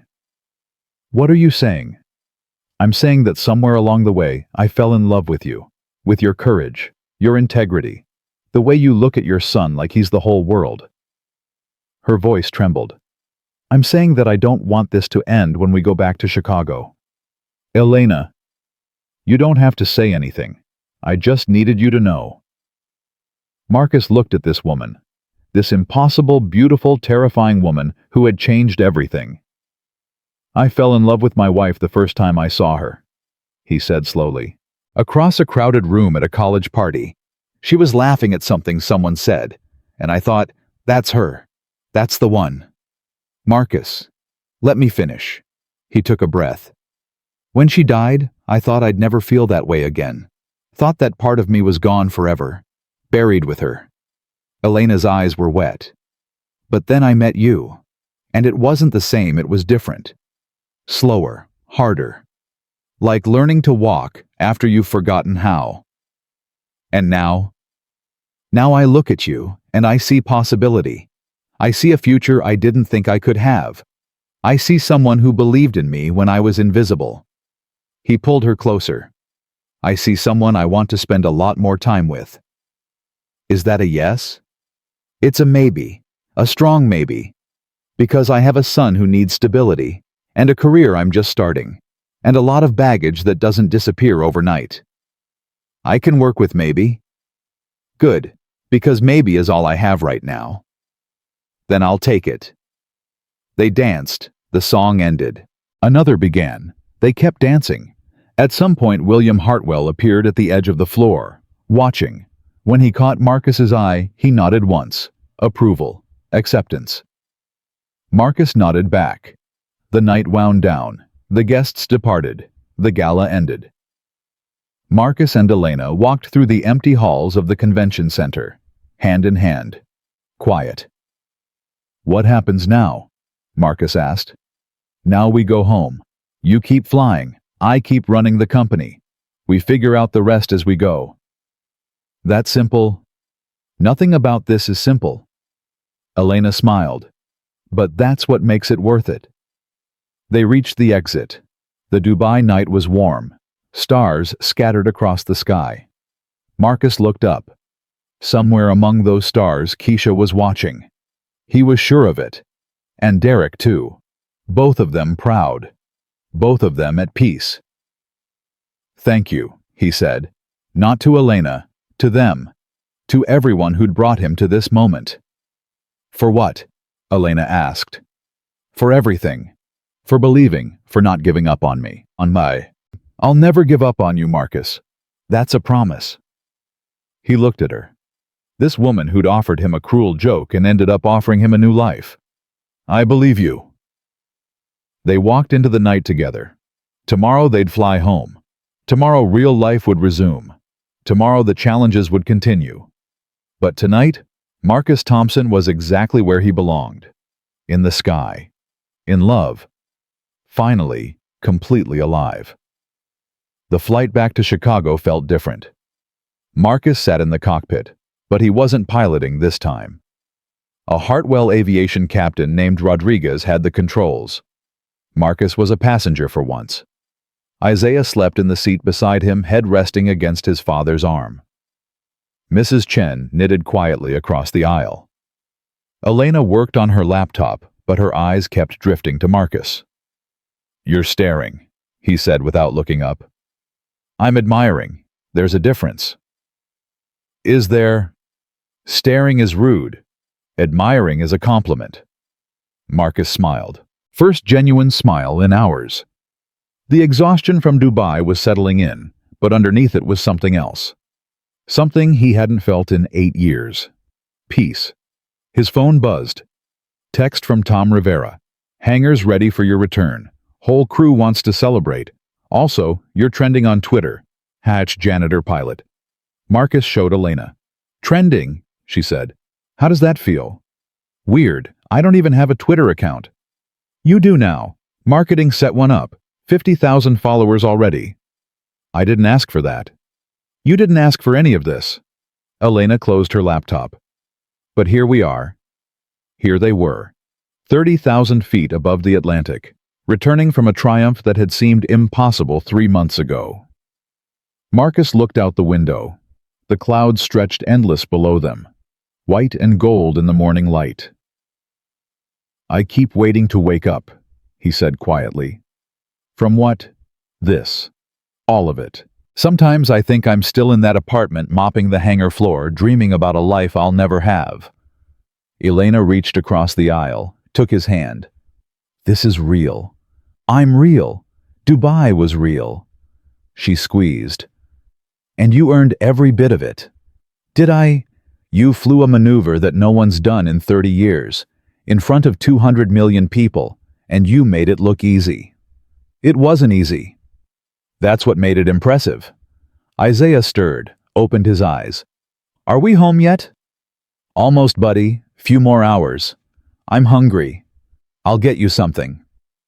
Marcus started to rise. I'll do it, Mrs. Chen said. She was already up, moving toward the galley. You rest, both of you. Marcus settled back. Isaiah snuggled closer. Dad. Yeah.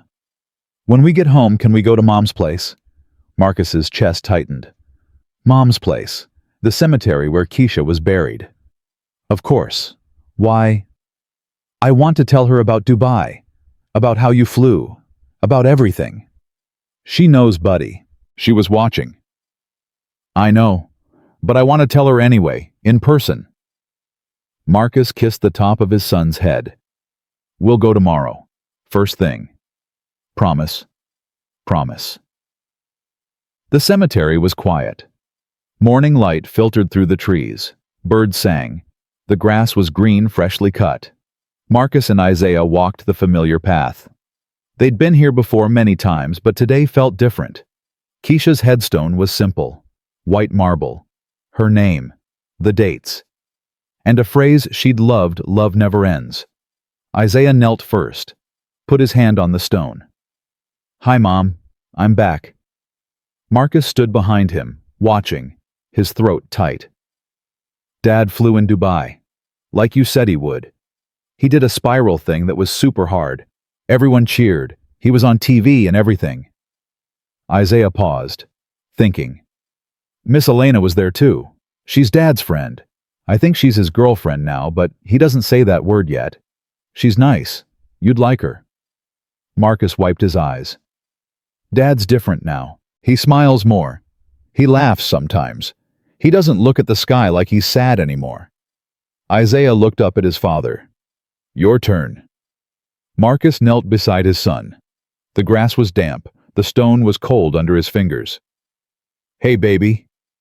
The words came out rough, broken. I read your letter, finally. Took me long enough, right? You always said I was stubborn. He traced her name with his finger. You were right. About everything.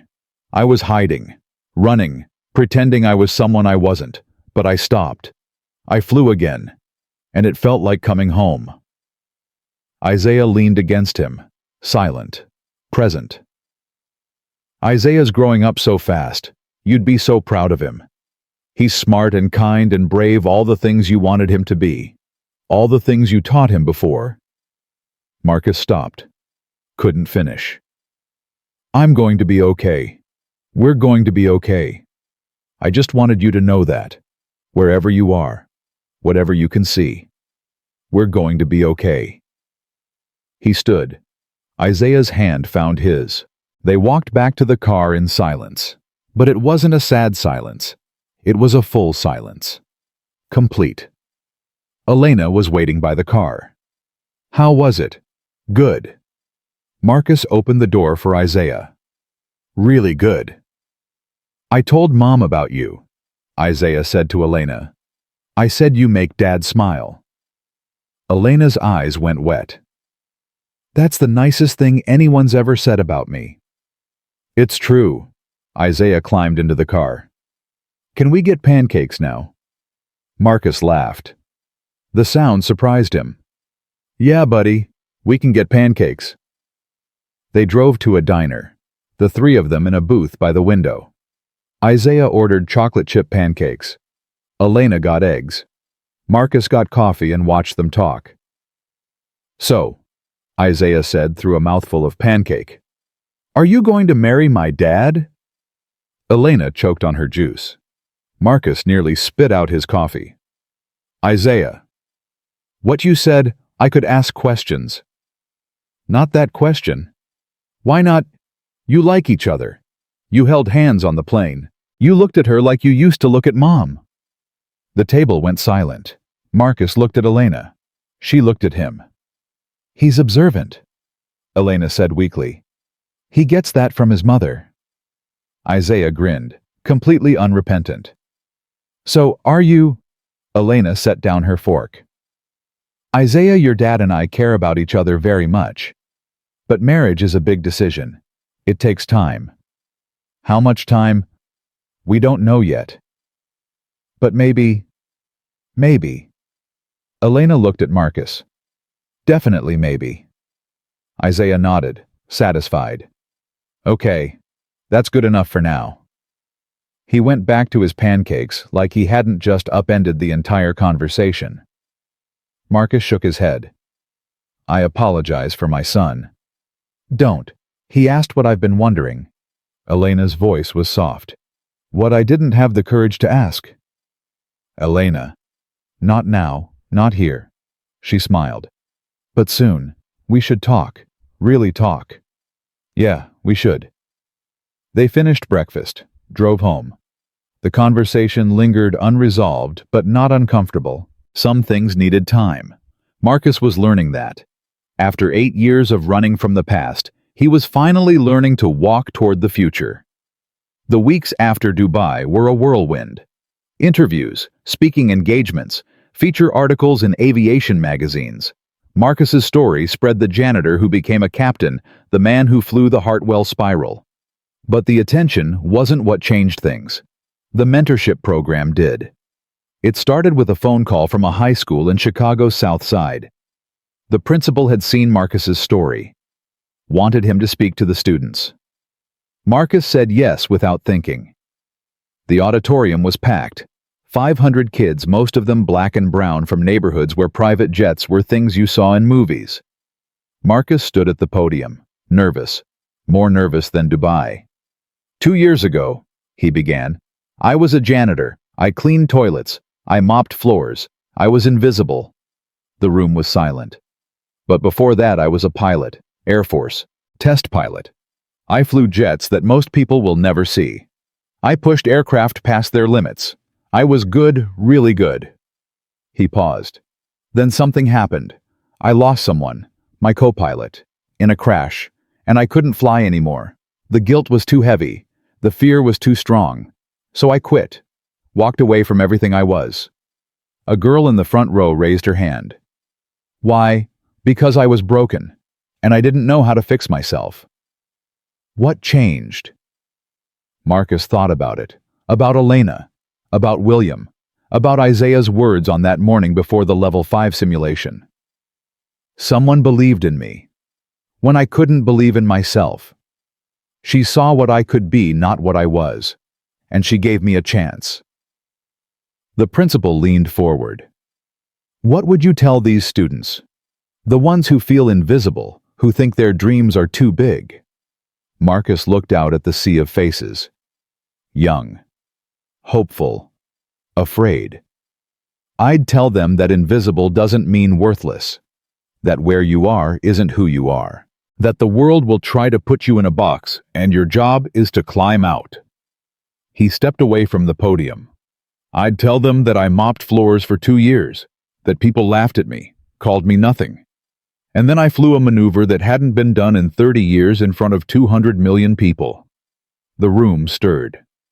I'd tell them that second chances are real, but you have to fight for them, every day, even when it hurts, even when you're scared, even when everyone says it's impossible. He paused. Especially then. The applause started slowly, then built. The students rose to their feet. Marcus stood there overwhelmed. This wasn't Dubai. This was better. This was why he'd come back. The mentorship program launched a month later. Elena funded it personally. 50 students from underserved communities, flight lessons, aircraft maintenance training, scholarships, everything a kid would need to break into aviation. Marcus ran it himself, every afternoon, after his regular flight duties. The first class was nervous. 12 teenagers who'd never been inside a cockpit. Marcus took them to the hangar, showed them the Gulf Stream. This, he said, costs $65 million. Their eyes went wide. A year ago I cleaned it. Now I fly it. He looked at each of them, which means in a year one of you could too. A kid in the back, tall, skinny, skeptical, raised his hand. What if we can't afford the training? It's free, all of it. What's the catch? No catch, just work. Show up, do the homework, pass the tests, The rest is taken care of." "Why would you do that?" Marcus thought about it. "Because someone did it for me, and now it's my turn." The kid Deshaun Marcus would learn later nodded slowly. "Okay, I'm in." They were all in, every single one. 6 months later, 3 of them had soloed. 2 had earned their private pilot certificates. 1, Deshaun, had been accepted into the Air Force Academy. Marcus watched him sign the paperwork, felt something shift in his chest. "You know," Deshaun said, "when I first came here I thought it was a scam. Rich people pretending to help. And now I'm going to fly jets, like you did." Deshaun looked at him. "You changed my life, Captain Thompson." "You changed your own life. I just opened the door." "Same thing." Marcus smiled. "Maybe, but you're the one who walked through." The year turned. Spring arrived. Flowers bloomed. The world warmed. Marcus stood on the rooftop of Hartwell Aviation, the same rooftop where everything had started, where Elena had made her cruel joke, where he'd walked toward the jet and changed his life. Elena found him there, like she always did. "Thought I'd find you here." "Where else would I be?" She stood beside him, looking out at the runway, the jets, the sky. "Isaiah's birthday is next week." "I know. He's been reminding me daily." "What are you getting him?" "Flying lessons." Elena laughed. "He's 7. He can start in the simulator, build up to the real thing." Marcus paused. "If that's okay with you." "With me, you're part of this now. Part of us." He turned to face her. "If you want to be." Elena was quiet for a moment. "Marcus, we've been dating for 6 months. You've never asked me where I see this going." "I know." "Why not?" "Because I was scared of the answer." "And now—" Marcus reached into his pocket, pulled out a small box. Elena's breath caught. "Marcus, let me finish." He opened the box. A ring. Simple. Beautiful. A band with 2 small wings engraved. "When I was 22, I asked a woman to marry me. I did it with a ring from a pawn shop and a speech I'd memorized from a movie. She said yes anyway. We had 12 years together, a son, a life." His voice trembled. "When she died, I thought that was it. That I'd had my chance at love and it was over. That some people only get one shot." Elena's eyes were wet. "But then you came along, with your cruel joke and your impossible offer, and your belief in a man who didn't believe in himself." Marcus took her hand. "You didn't just give me a job. You gave me a life, a reason to get up in the morning, a future I thought I'd lost." "Marcus, I'm not asking you to replace Keisha. No one could. But I'm asking if you'd be willing to build something new. With me. With Isaiah. Something that honors what was while becoming what could be." He knelt. The concrete was hard under his knee. "Elena Hartwell, will you marry me?" The silence stretched. 1 second, 2, 3. Then Elena pulled him to his feet and kissed him. "Yes," she said against his lips. "Yes. 1,000 times. Yes." Marcus slipped the ring onto her finger. It fit perfectly. "How did you know my size?" "I asked your father." "My father?" "He approved. Enthusiastically." Elena laughed. Cried. Both at once. "You asked my father for permission. I asked for his blessing. There's a difference." Marcus held her close. "He said he couldn't think of anyone better. He said that. He also said if I hurt you, he'd make sure I never flew again." "That sounds more like him." They stood there holding each other on the rooftop where it all began. "Isaiah's going to lose his mind," Elena said. "He already knows." "What?" "He helped pick the ring. Said it had to have wings because Dad loves flying and you love Dad, so you should have something that means both." Elena wiped her eyes. "That kid is too smart." He gets it from his mother. Marcus paused. Both of them. The wedding was small. 30 people. The rooftop of Hartwell Aviation. Sunset. Perfect. Tom Rivera was Marcus's best man. He cried through the entire ceremony. William Hartwell walked his daughter down the aisle. His eyes were wet too. Isaiah was the ring bearer. He carried the rings on a small pillow shaped like an airplane. His idea. Mrs. Chen sat in the front row knitting something that might have been a baby blanket. When Marcus raised an eyebrow, she just smiled. The officiant was Commander Sarah Chen. She'd gotten ordained online specifically for the occasion. "Dearly beloved," she began, "we are gathered here to witness the union of two people who found each other in the most unlikely circumstances." The crowd laughed softly. "Marcus Thompson came to us as a janitor. He mopped our floors. He cleaned our bathrooms. He was invisible." She paused. "Elena Hartwell came to us as a CEO. She ran the company. She made the decisions. She was untouchable." Another pause. "And then one morning everything changed. A cruel joke, an impossible flight, and a man who refused to stay invisible any longer." Marcus squeezed Elena's hand. "I've trained a lot of pilots," Commander Chen continued. "Good ones, great ones, but I've never met anyone like Marcus Thompson. He's not just skilled. He's driven by something deeper, by love, by loss, by the absolute refusal to give up on the people who matter." She turned to Elena. "And Elena, you saw something in this man that no one else could see. You believed when no one believed. You fought for him, with him, and now you get to fly beside him for the rest of your life." Elena's eyes overflowed. "Do you, Marcus Thompson, take Elena Hartwell to be your wife?" "I do." "Do you, Elena Hartwell, take Marcus Thompson to be your husband?" "I do." "Then by the power vested in me by the state of Illinois and a website I found at 2 in the morning, I pronounce you husband and wife." Commander Chen grinned. "You may kiss the bride." Marcus pulled Elena close. The kiss was soft, deep, full of promise. The rooftop erupted in applause. Isaiah ran forward, wrapping himself around both of them. "We're a family now. For real." "For real," Marcus said. "Forever." The reception lasted until midnight. There was dancing. There was laughter. There were speeches that made everyone cry. William Hartwell stood with a glass of champagne.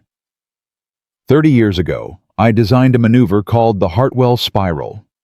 I thought it would be my legacy, the thing people remembered." He paused.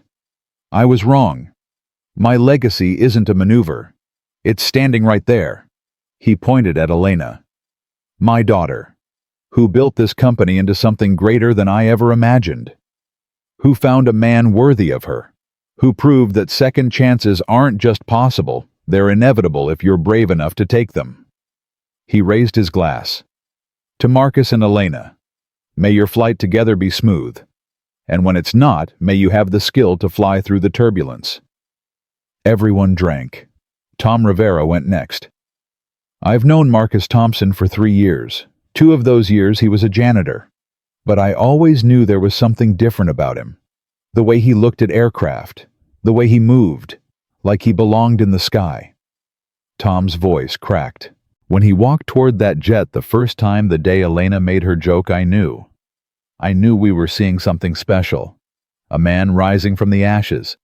A phoenix in a janitor's uniform." Laughter. Tears.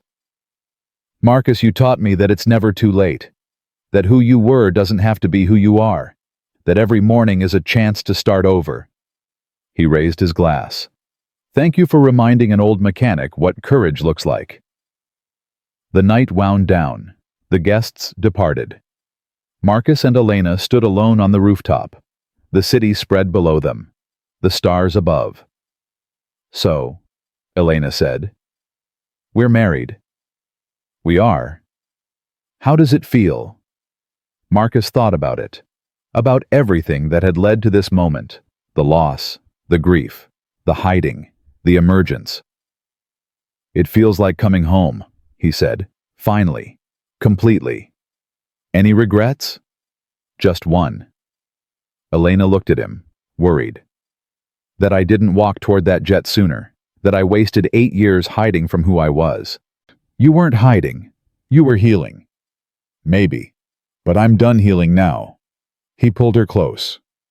Now I'm ready to live. Then let's live. Elena smiled. Together. They walked toward the elevator, toward the rest of their lives. Behind them, a plane passed overhead, red lights blinking, climbing toward the stars. 1 year later, Marcus stood in the hangar.